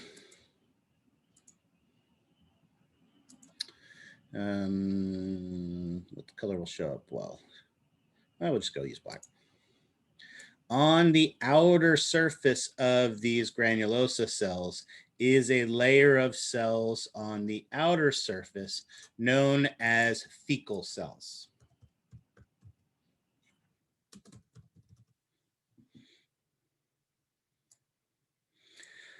So 3 layers of cells making up this ovarian follicle. The oocyte, of course, its job is to become a person. And of course, knowing that this is a inside the ovary of a woman, those fecal cells, of course, make a hormone. And of course, what hormone is produced by the fecal cells? Or what class of hormones, I should say, are produced by the fecal cells? Estrogen. Exactly. Androgens. Wait, what? Yeah. Fecal cells produce androgens. Then what happens is those granulosa cells take those androgens, and the granulosa cells' job are to convert the androgens into estrogens. Oops. So when we think of the ovary, the function of the ovary is to produce estrogens, but it turns out it doesn't just make them spontaneously. This outer layer, these fecal cells make androgens, and then the granulosa cells convert it into estrogens. These estrogens, of course, are, as we talked about, because we're in the gonads, are lipid-based hormones.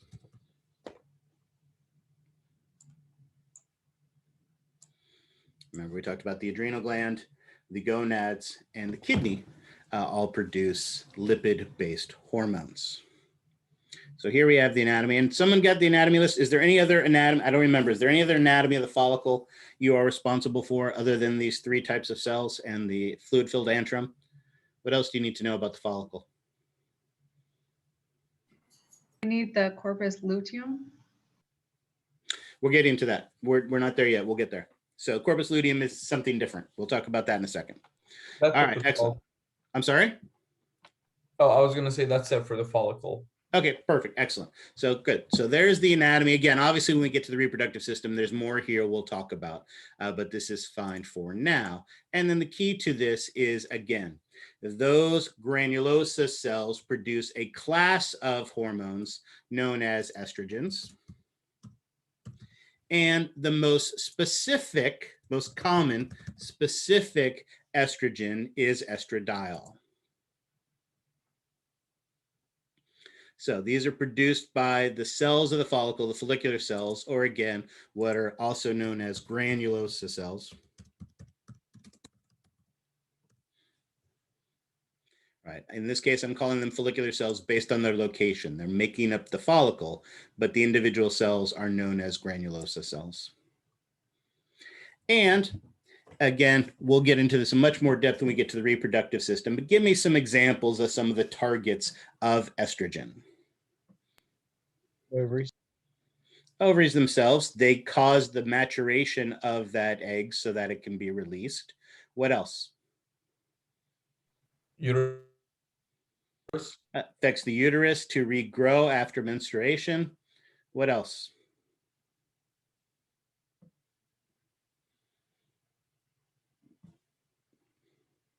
Well, remember, estrogen is also that feminizing hormone. So it causes, you know, the enlargement of the breasts, widening of the hips, right? Things along those lines, right? Producing that feminizing hormone. Matures the oocyte, matures the uterus and mammary glands, and, right, produces those secondary sexual characteristics of the female.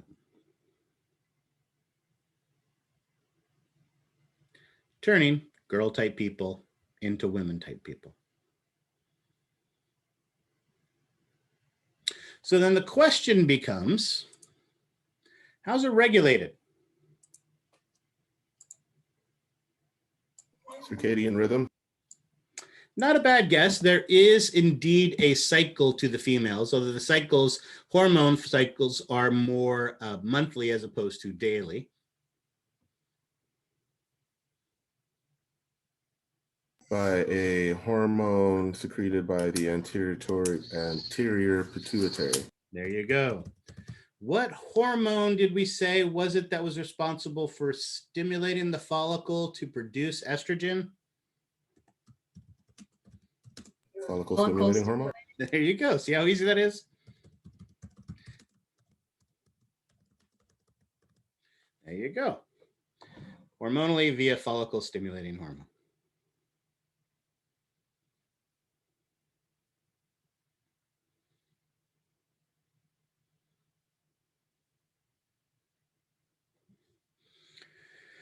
All righty. Questions on that?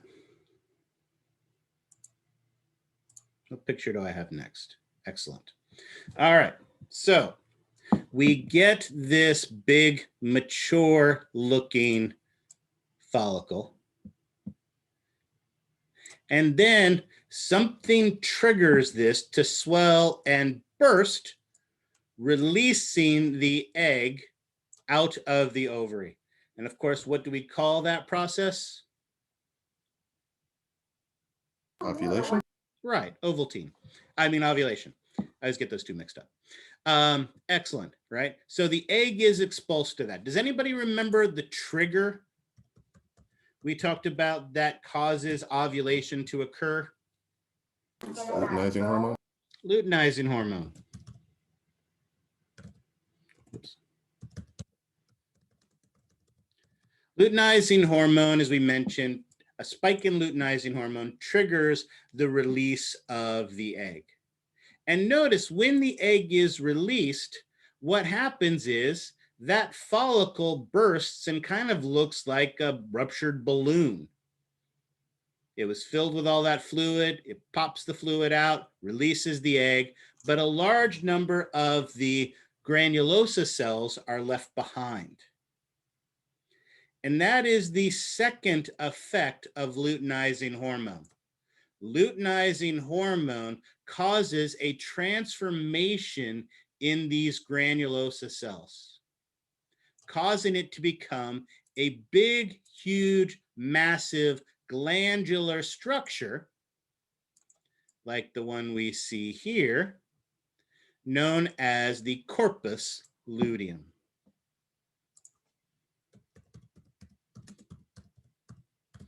So when the egg is released, what we're left with is a massive amount of luteinizing hormone, which converts those leftover follicular cells into this big, huge, massive glandular structure known as the corpus luteum.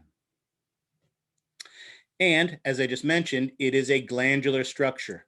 That corpus luteum produces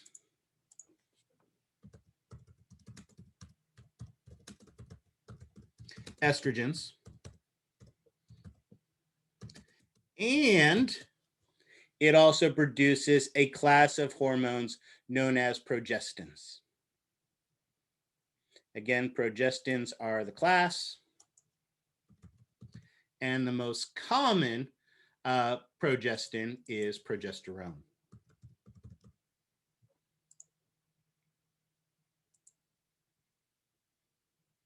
And what does progesterone do? Is this Stimulate. lipid-based also? I'm sorry, go ahead. What was your Is this question, Laura? also lipid-based? Yes, this one is also lipid-based, yes. Stimulates Daniel, the mammary glands. okay, it does stimulate the mammary glands, but estrogen did that as well. So what's special about progestins? Think about when this is being released. This is being released right after the egg has been expulsed via ovulation. That egg, It stimulates the structures to prepare for pregnancy. right, exactly, absolutely. Basically, progestins are the warning bells that the female's ovaries gives off that says, hey, the egg has been released. We could get pregnant any second now. Get ready. That egg, when it's released, is only viable for about 24 hours. So it has to be fertilized by the sperm within 24 hours or it degenerates and it goes away. But even though it gets fertilized within the first day, it doesn't actually get to the uterus and implant till somewhere around 7 to 10 days. So the good thing about that is it gives the female's body time to get ready, right? So absolutely, it's going to get the body ready for pregnancy, and as important, I should say, as that is it's going to help the female stay pregnant. So we get a massive thickening of the uterine wall. Huge glands are produced, huge blood vessels are worked, a huge thickening of the uterus wall. It prepares the mammary glands to start to mature those glands, getting them ready to produce milk, because in 40 weeks, we are going to have to feed that baby, right? This is the hormone that tells the female body, get ready and stay ready to be pregnant and to have a baby. Often in females who have problems, not with conceiving, but maintaining the pregnancy, can be because of a drop in progesterone levels. So they will take progesterone supplements to help to keep that elevated and high to maintain these hormones, maintain the uterine wall, and as Allison pointed out, to stay pregnant. And the opposite is true as well. The very first female birth control pill was a progesterone supplement. Because if you think about it, if you have a high level of progesterone, right, your ovary is telling your body that it is pregnant. Do you want to be making a new egg to be making a new baby while you've already got one cooking in the oven? No, exactly. So the very first pills basically tricked the female's body into thinking that it was pregnant, so it wouldn't produce an egg. So you take it for 3 weeks. Then, of course, you would stop for a week. That would allow the progesterone levels to drop. Your uterus couldn't be maintained the wall of the uterus couldn't be maintained anymore. Menses would occur, and then you'd start taking the pill again, and it would go all over again. Of course, you know how ditzy women are. They can't be held accountable for a calendar. So you would get 3 weeks of pills, and then there would be a 4th week of pills just as a placeholder. And what was that 4th week of pills? Sugar pills? Yeah, placebo, basically a sugar pill. It was a placekeeper, just so that you had something to do every day to keep you on track. Right? So there you go. And again, we'll talk about this in so much more depth when we get to the reproductive system, but you guys have the right idea. Basically, this is the one that is going to get the body ready, get the uterus ready, help us to maintain the pregnancy, and help to prepare the mammary glands for the production of milk, helping to mature those mammary glands so that it can be produced.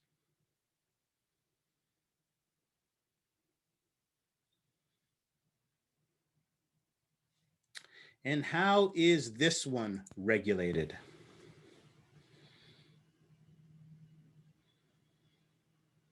Again, how is the corpus luteum and its production of progesterone, how is the corpus luteum regulated? Hormonally via luteinizing hormone. Yeah, there you go. Sometimes it really is just that simple. Follicle stimulating hormone stimulates the follicle. Luteinizing hormone forms and maintains the corpus luteum.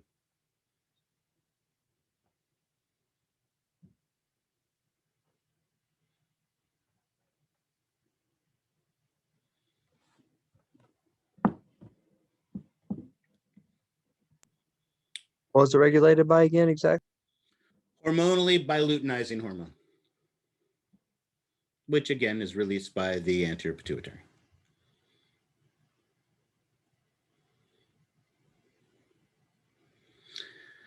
All righty, questions on that?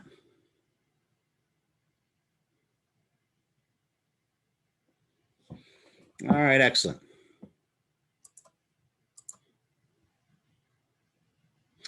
Now, when a female is pregnant, as we talked about, the corpus luteum in the ovary is going to produce that estrogen and produce that progestin that is going to help to allow for the implantation of the egg and allow for it to be maintained, but only for about the first 9 weeks.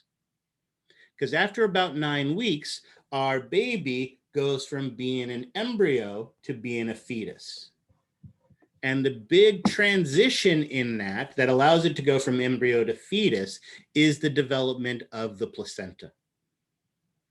The placenta forms around the 9th week. Its job is to act as a go-between between mom's body and baby's body so that mom can provide all the oxygen, the nutrients, help in the removal of waste, and all the types of things like that. But the placenta is also a huge glandular structure. And so that placenta produces estrogen, the placenta produces progesterone and progestins. And again, does the body care whether it comes from the ovary or whether it comes from the placenta? No, the targets are going to be the same, the functions are going to be the same, the regulation is going to be the same, all of that stuff's going to be the same. But the placenta actually can produce some other hormones. One hormone produced by the placenta and also can be produced by the ovaries as well is inhibin. And with a name like inhibin, what do you think it does? Inhibits something. Inhibits, right? Notice the ovary is controlled by the anterior pituitary, which is controlled by the hypothalamus. It releases follicle stimulating hormone and we grow follicles. It releases luteinizing hormone and we ovulate eggs. And even though we didn't talk about it here, and we'll talk about it in the reproductive system, it has about a 28-day cycle for that to be occurring. But if we only get one egg every 28 days being released from the female's body, that doesn't seem very efficient. So what if we cranked it up to 11 so that we could get 2 or 3, maybe an egg a week? Wouldn't that be awesome? I mean, yeah, that means the females would be menstruating, either have to be pregnant every week or be menstruating every week, but we could still crank it up because faster is always better, right? No, of course not. So the same way that we want to regulate this process, we don't want it to go too fast.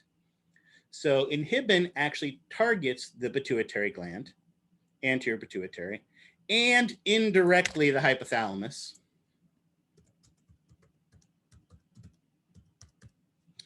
And basically slows down the production and release of follicle stimulating hormone so that we don't mature the eggs too quickly.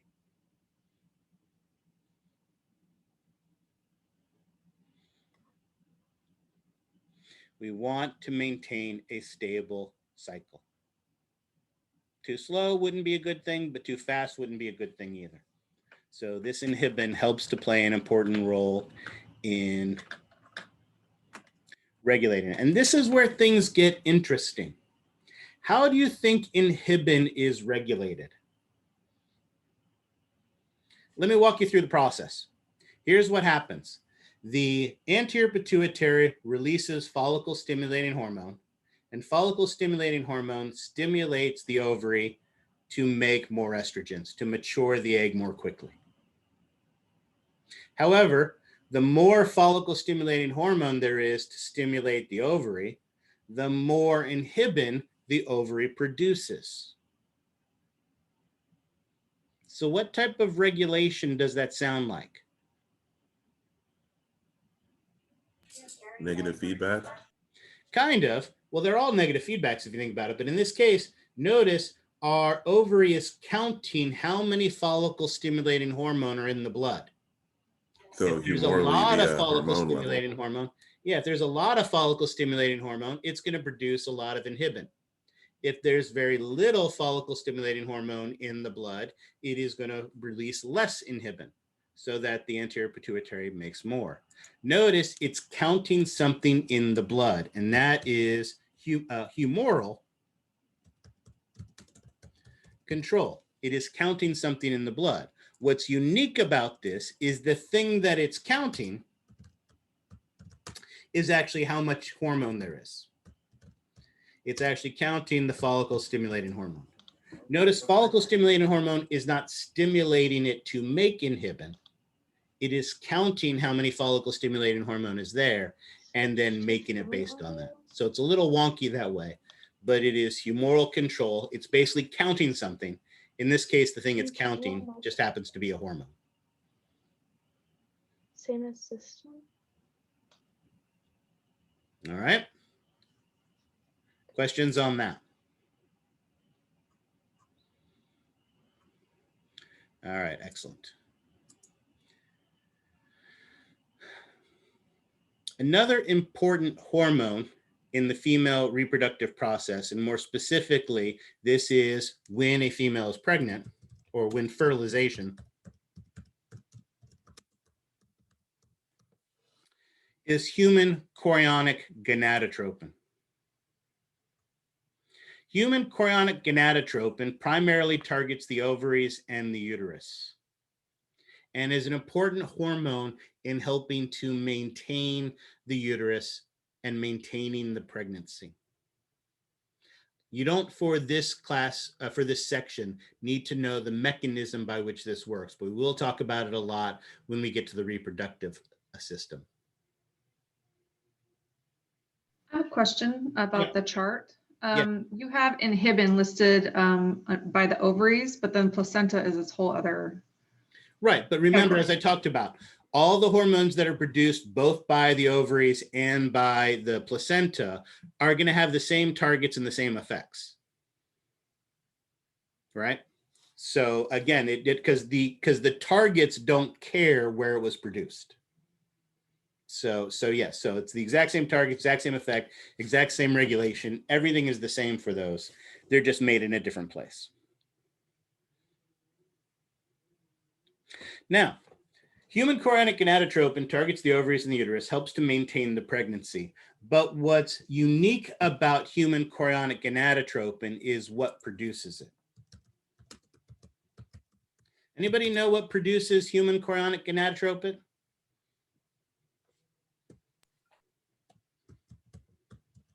Is it the, what do you call it?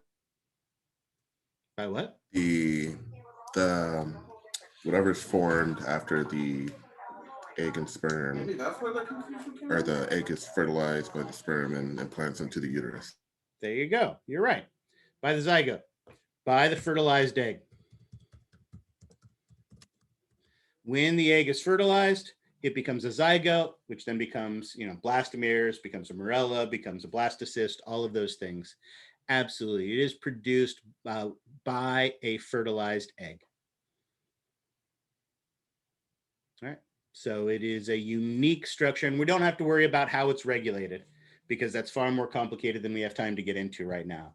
But the key is this is produced by a fertilized egg. And the reason I mention it here is because, like all hormones, we have, it gets filtered out in the kidneys, and we have a transport maximum that determines how much we're able to bring back. And if you're producing too much human chorionic gonadotropin, your kidneys can't reabsorb all of it. So some of it is being released from your kidney into your bladder. So if there was some way that you could test the contents of the bladder for the presence of human chorionic gonadotropin, you might be able to tell if you had a fertilized egg inside of you. And does such a thing exist? Pregnancy test. Kind of black magic do you speak of? Exactly, the pregnancy test. Absolutely, that is exactly what a pregnancy test is looking for. A pregnancy test is testing for the presence of human chorionic gonadotropin in in a female's urine, looking to see if she is pregnant. This, again, maintains the uterus, maintains the pregnancy. Primarily, a human chorionic gonadotropin metabolizes resources. It helps to increase metabolism. It helps to convert the female from to use lipids to break down to produce energy instead of sugars to produce energy. For a while, many non-pregnant people and even males were taking human chorionic gonadotropin because they thought this would be some great supplement that you could take, which would increase your metabolism, make it more likely that you would break down your fat. Again, it didn't really work very well. And there's all sorts of other complications that went along with it. But, you know, again, people care about looking awesome and they don't care about what kind of effects they have on their body. So that is that. One more hormone I want to talk about. This one specifically is just released from the placenta. And again, human chorionic gonadotropin, I think, is under placenta, but technically isn't produced by the placenta. It's produced by the zygote. But the other one is relaxin. Right? This is released by the placenta as the baby. There you go. As the baby grows, you basically have to expand this basketball inside of your belly. To be able to accommodate that growing basketball, the female's ligaments have to loosen, some of the mesenteries have to loosen, and the pubic symphysis, which remember is that fibrocartilaginous joint between the two pelvic bones, loosens as well to be able to better accommodate the passing of that basketball through the true pelvis out the vaginal canal.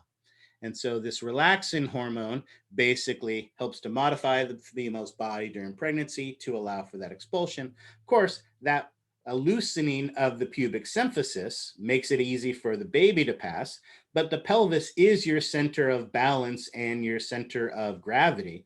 So pregnant women, especially late-term pregnant women, tend to get a very distinctive gait to the way that they walk. Notice I didn't say waddle. All right, excellent. Questions on that? And again, don't worry about how it's regulated. These we'll talk about regulation of them more when we get to the reproductive system. It would take too much effort to explain. So you don't have to worry about how either of these two are regulated, but I want you to be aware of them because we will come back to them when we get to the reproductive system. All right, questions on that?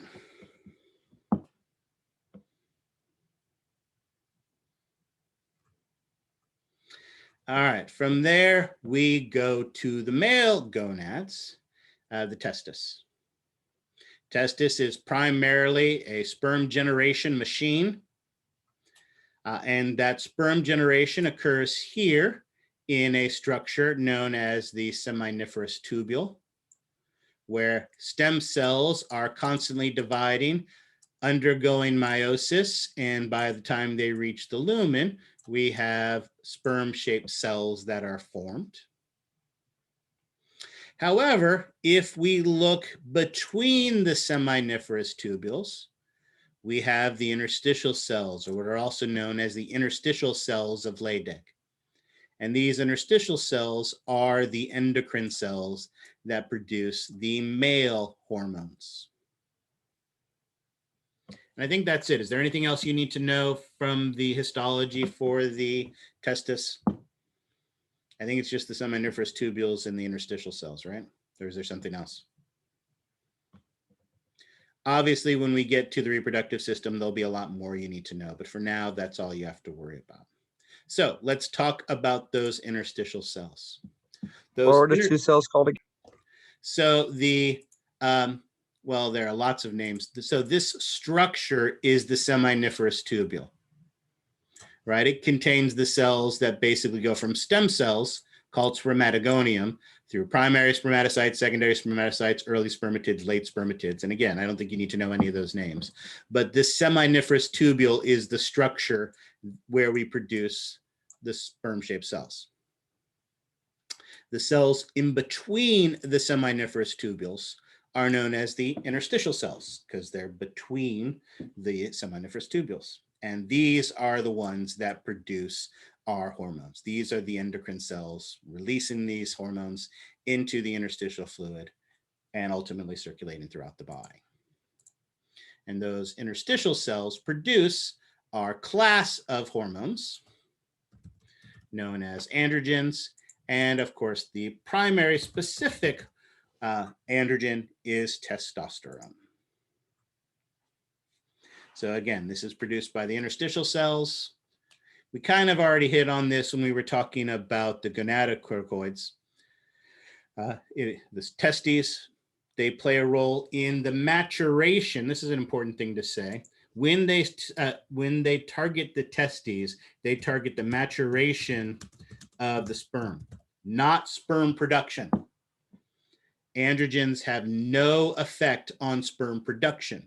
You can have 0 testosterone in your body, you are still going to produce plenty of sperm, but none of those sperm will be able to mature and they won't be able to fertilize an egg. So it's the maturation of the spermatozoa that takes place, not necessarily the production of it. Skeletal muscle, hair, cartilage, bone, all of those things that we talked about, that again, promotes male sex characteristics, the enlargement of the Adam's apple, the thickening of the vocal folds, production of muscle, production of bone mass, increase in those things, secondary hairs, right? And of course, it supports the maturation, not the production, but the maturation of the sperm. Are the androgens produced by the thecal cells in this case as well? Yes, but remember, the thecal cells are found in the ovary, obviously. And again, they are not so much produced as a circulating hormone. In the ovary, they're produced as a building block to make the estrogens.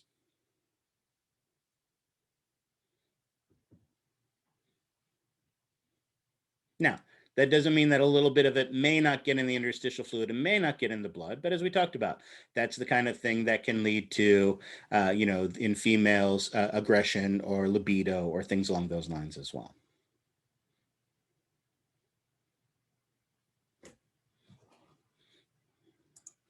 All right. So how are androgen productions regulated?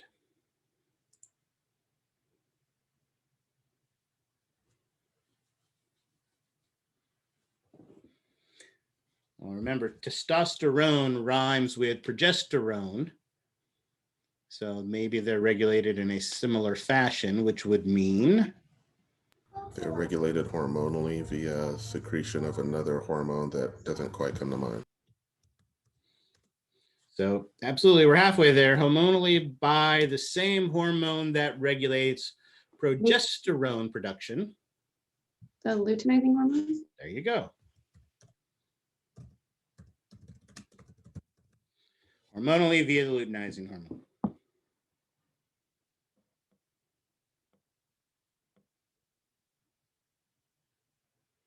There you go. Boys are just that simple.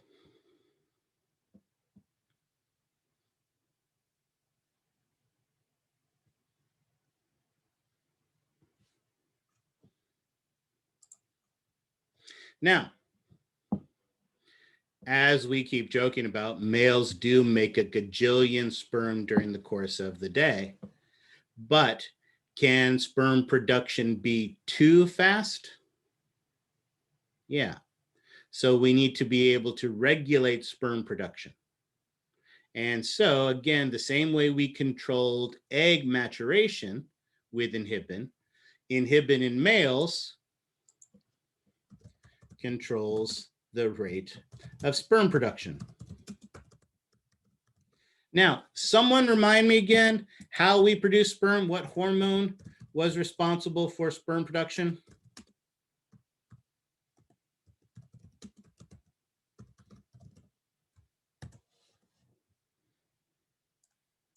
Well, testosterone is for Maturation. sperm maturation.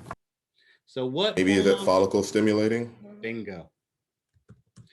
Follicle stimulating hormone, which is released from Anterior pituitary. anterior pituitary. So guess what inhibin does? Inhibin targets the anterior pituitary to control the release of follicle stimulating hormone, which, if you remember, is exactly what it does in females. In both females and males, inhibin targets the anterior pituitary to reduce the amount of follicle stimulating hormone being produced, allowing us to control the maturation of the egg and the production of sperm. And so, not surprisingly, it's going to be regulated in the exact same way, humorally, via follicle stimulating hormone. It counts how much follicle stimulating hormone is in the blood, and then it releases inhibin based on that. So exact same effect in males as it does in females. Targets the anterior pituitary, regulates the release of follicle stimulating hormone, and is regulated humorally by how much follicle stimulating hormone there is in the blood.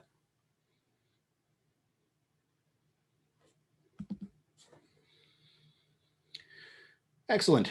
Questions on that?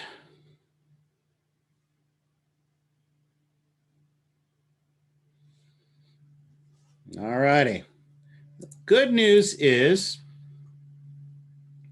at this point, most of our heavy lifting is done.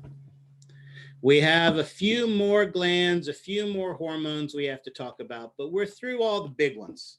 So now it's just kind of the collection of the other stuff we're getting together. Again, not that these aren't important, they're just not as many hormones or as elaborate in them, but we need to talk about those. And some of these, the good news is, are things we've already talked about, like the thymus gland. The thymus gland produces a hormone called thymosin. And what is the target of thymosin? Helper T cells. Yeah, those, well, it's not necessarily the helper T cells. Which T cells? The immuno-incompetent. I'm sorry. No, all T cells, right? And so if you think about it, really, the target is the thymus itself,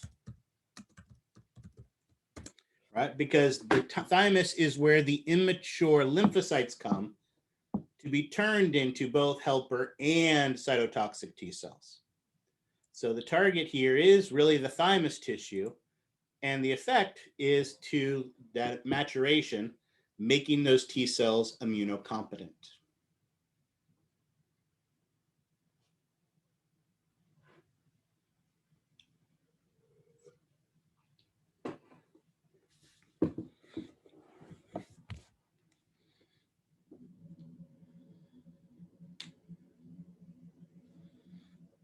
All right, questions on that? Notice we didn't talk about regulated because we're not going to worry about how the thymus is regulated.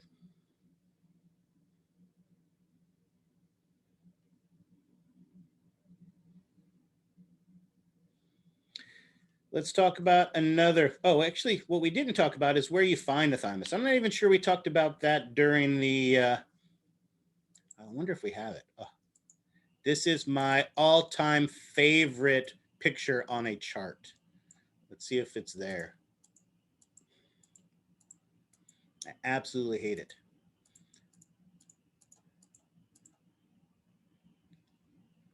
I want to apologize if it's here. You will have nightmares. I do. But if I have to have nightmares, you should as well.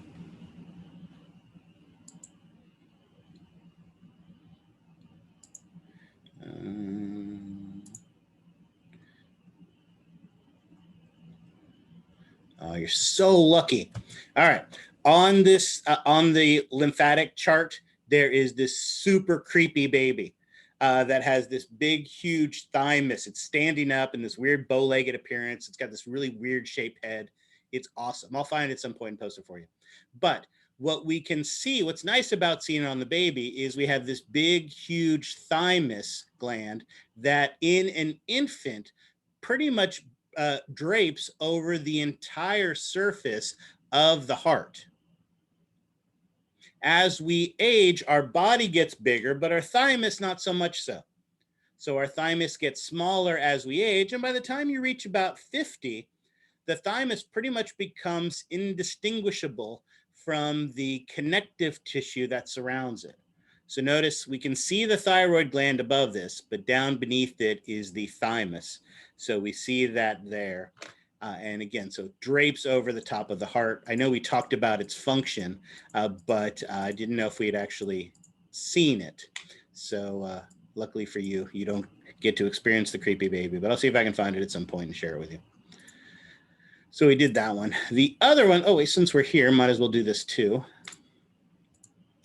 The next gland we need to talk about. It's not going to show it on this one, is it? I hate this. At A&P, we have been working on collecting our own charts and models to make our own website, but it is, we have a lot more than CRC does, and we have, what's the nice way of putting it? More well-established instructors who have been around for a lot longer, and so either have trouble being bothered by doing extra work or aren't technologically savvy enough to do the extra work. So it gets a little frustrating sometimes, but there we go. This is the pretty picture I want. Notice we have looked at this already because here, brown doesn't show up. Here we have the pituitary gland. Here we have the hypothalamus. And right here, in between two structures that I'm sure you remember, the corpus callosum and the posterior commissure, is the pineal gland. And anybody remember what the pineal gland does? Or pineal body, both are acceptable terms. Secretes melatonin. Exactly, secretes melatonin. That's the stuff that makes your skin dark, right? Sleep cycle.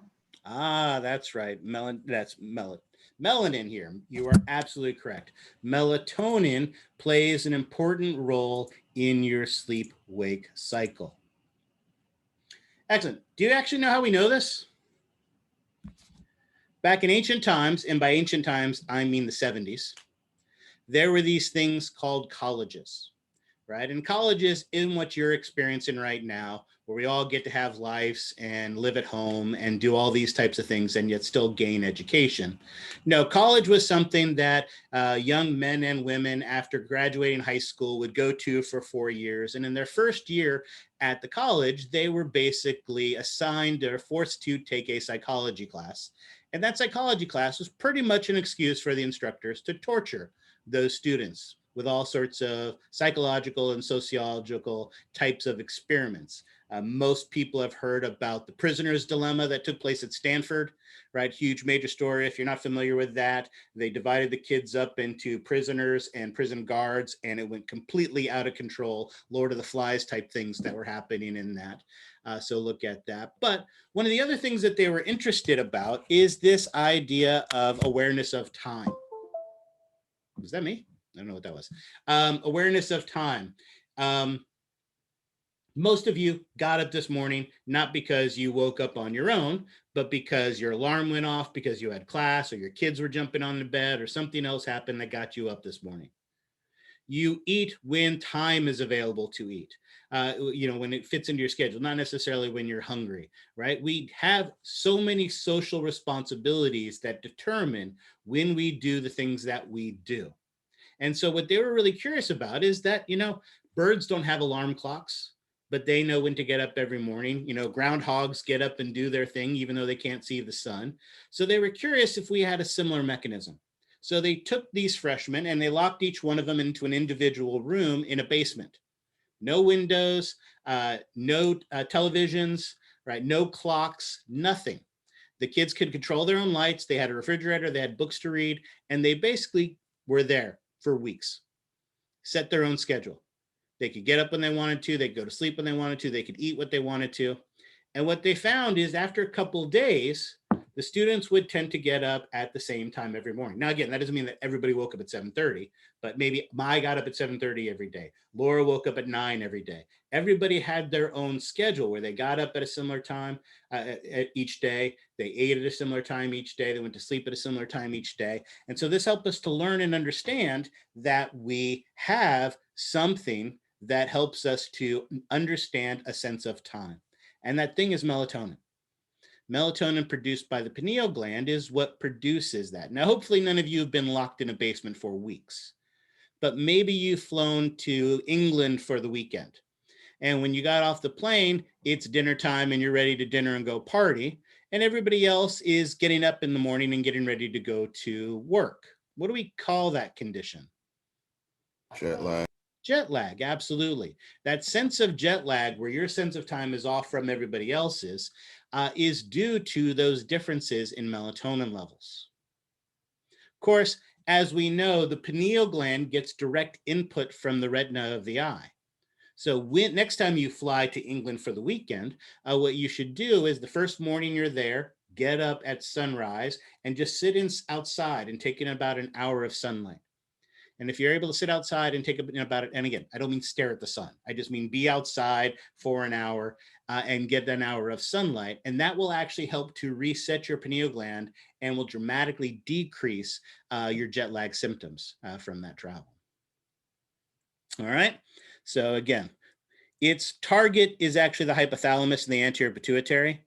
Remember, we talked about how the hypothalamus helps to regulate our cycle. And again, it regulates that sleep cycle. How is it controlled?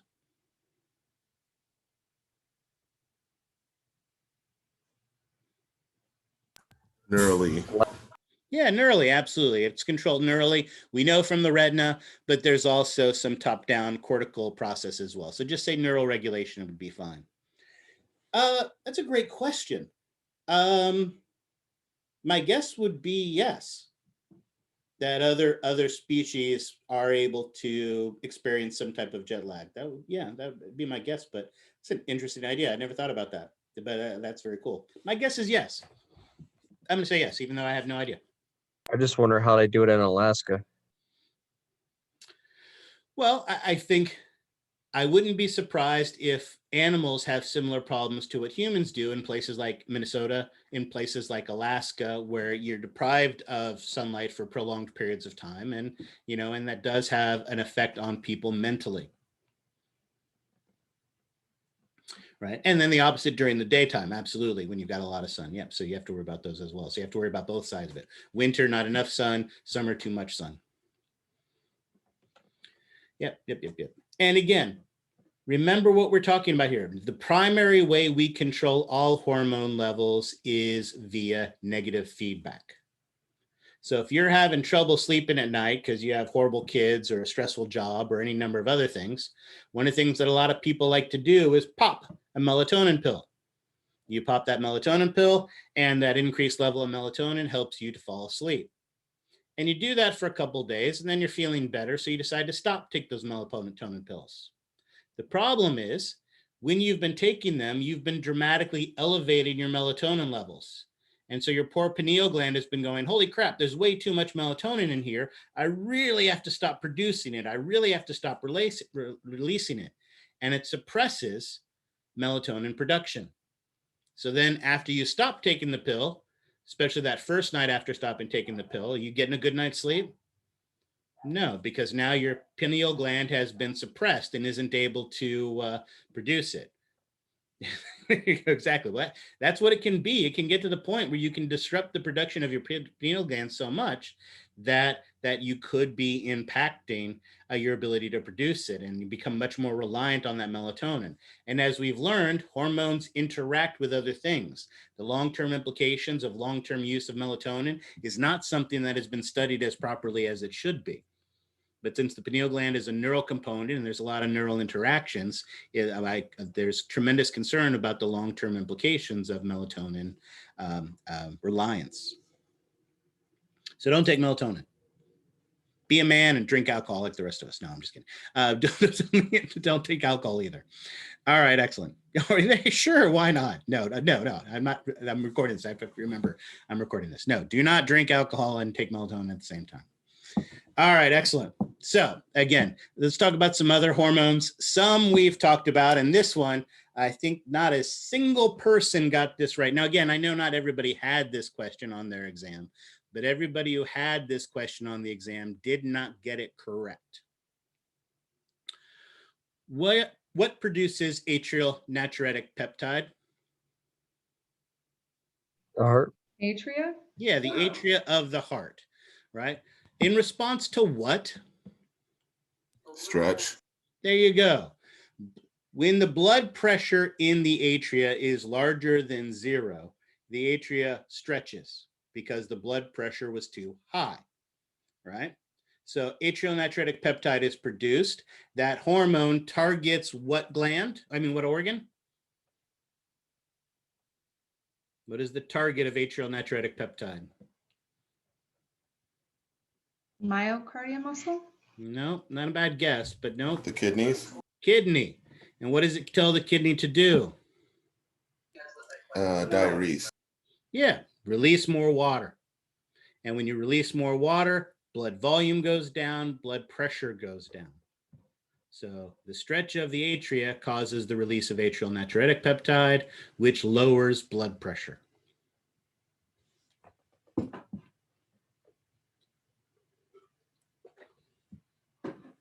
So that was the hormone we talked about, although apparently most people had forgotten about it. Let's hope we remember this hormone. Where is this hormone produced? Kidneys. Kidney. What does it target? Red bone marrow. Excellent. And tells the red bone marrow to do what? Multiply. Mitose. Yeah, make more red blood cells, make more erythrocytes, and mature the erythrocytes more quickly. Oh, let's go back. How is atrial natriuretic peptide regulated? I know I just said it, but I didn't say it the way we've been emphasizing everything else. So how is atrial natriuretic peptide regulated? Humorally neurally via baroreceptor, not baroreceptors. No, Stretch receptors. Baroreceptors are stretch receptors. They measure the pressure. So you're absolutely right. Neurally via, and I would accept stretch receptors or baroreceptors. Excellent. How is erythropoietin regulated?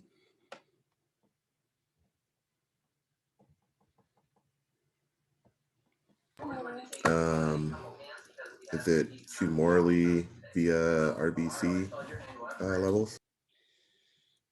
It is humoral, but does it really care how many red blood cells are there, or does it care more about how much oxygen is being carried by the blood? The correct thing that you said. Yep, so oxygen, humorally via oxygen levels. Now you're absolutely correct. If there aren't enough red blood cells, then there wouldn't be enough oxygen. But also the red blood cells might not have enough hemoglobin, for instance, or there may be a problem with the hemoglobin, or there could be other issues as well. So I think it would be more accurate to say oxygen levels. Here's another one we talked about way back in 430, but we also talked about today.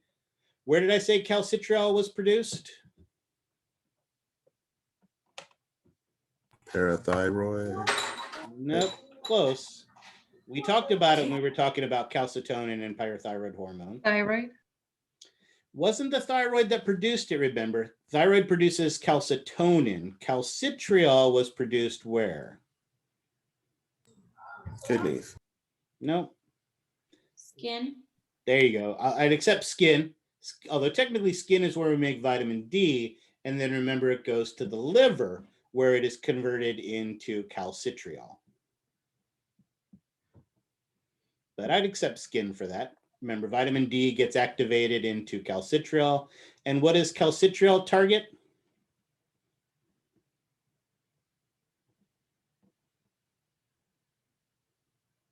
osteoclast, kidneys, and Again, you're confusing calcitonin and calcitriol. Is it the digestive system? Digestive system. And what does it tell the digestive system to do? To absorb calcium? There you go. Exactly. Remember, calcitriol is the active form of vitamin D, right?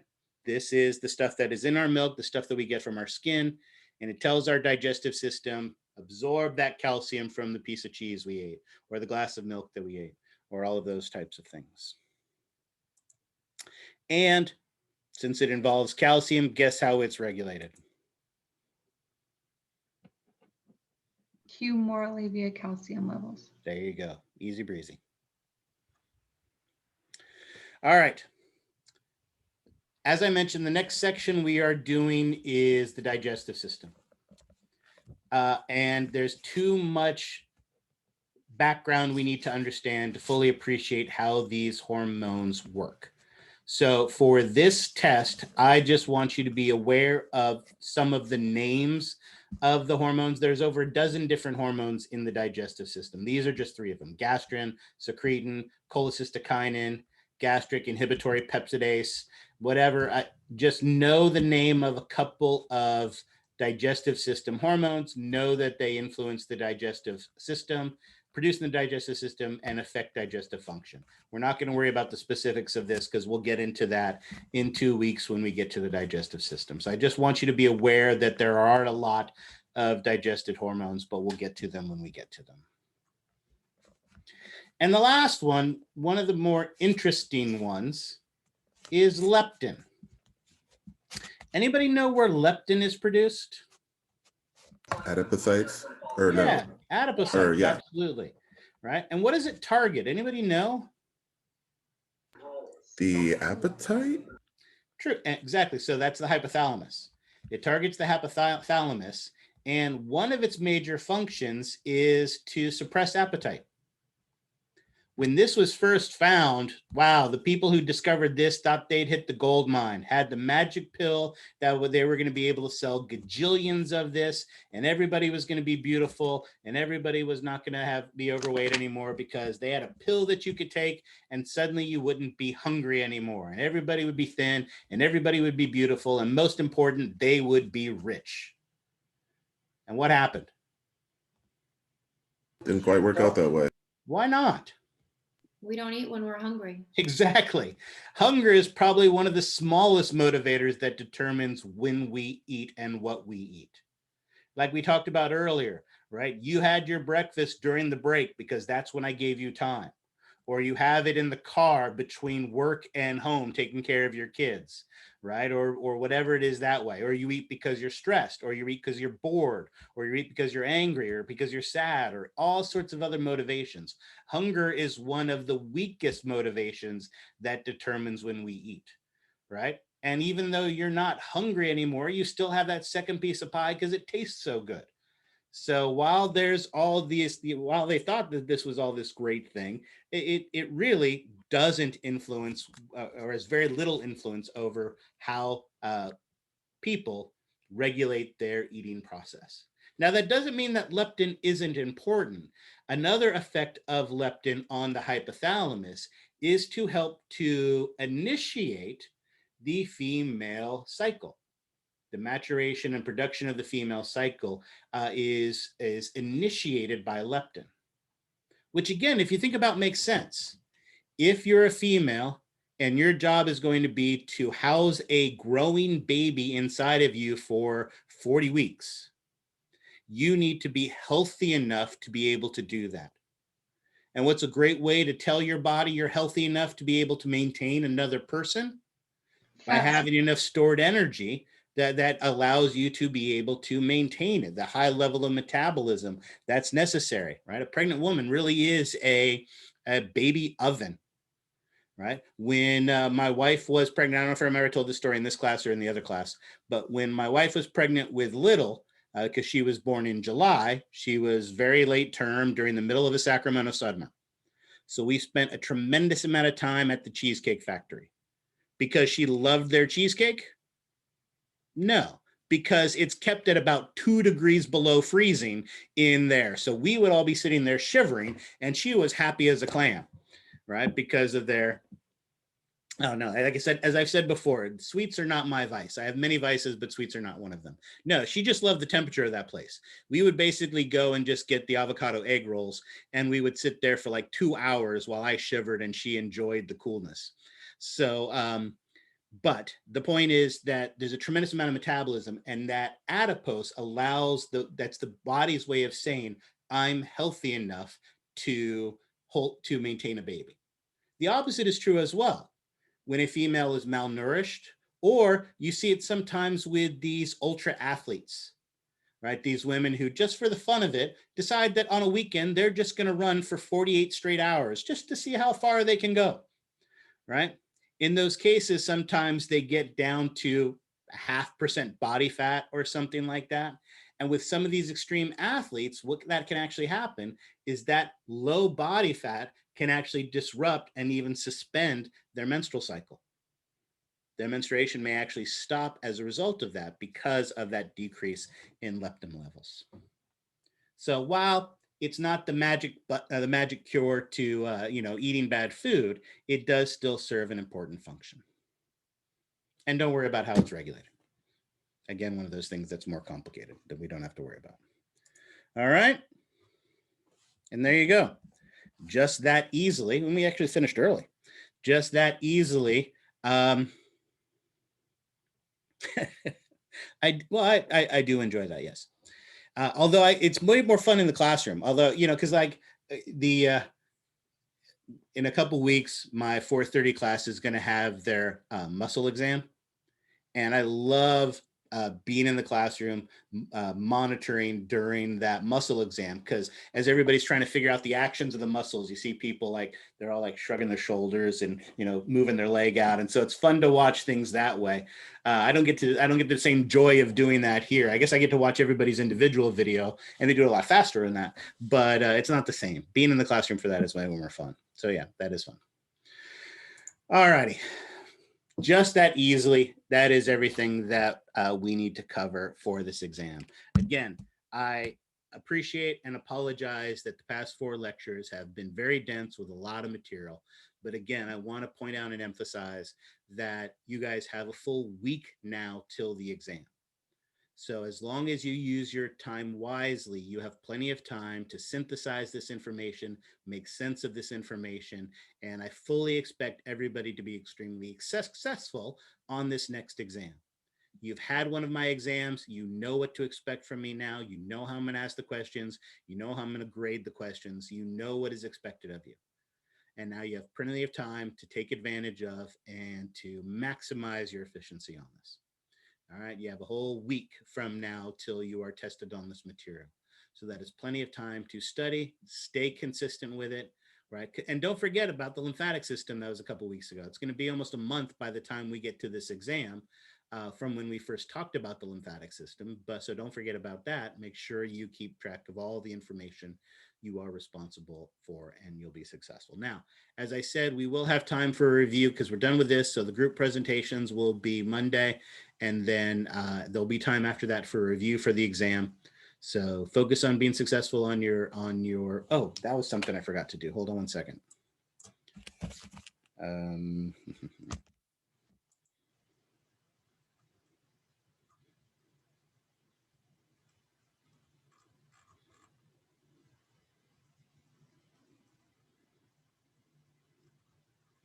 Oh.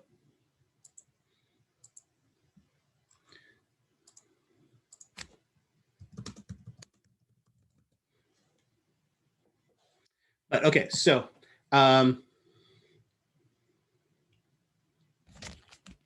I got an email during the break I was trying to respond to, and I wanted to talk. So I'll say this out in general.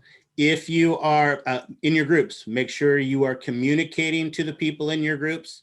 If people in your group are not communicating to you, please contact me to make sure that we can to get all this stuff done. Make sure you are active in this process. This is a group project where you're working together as a group. And if you are not being an active part of your group's going to get a grade and you're going to get a 0. So again, make sure you're an active part of your group. If you're not being an active part of your group, or if someone is not being an active part of your group, please let me know and make me aware of that. The good news is all the groups for the most part were groups of 3.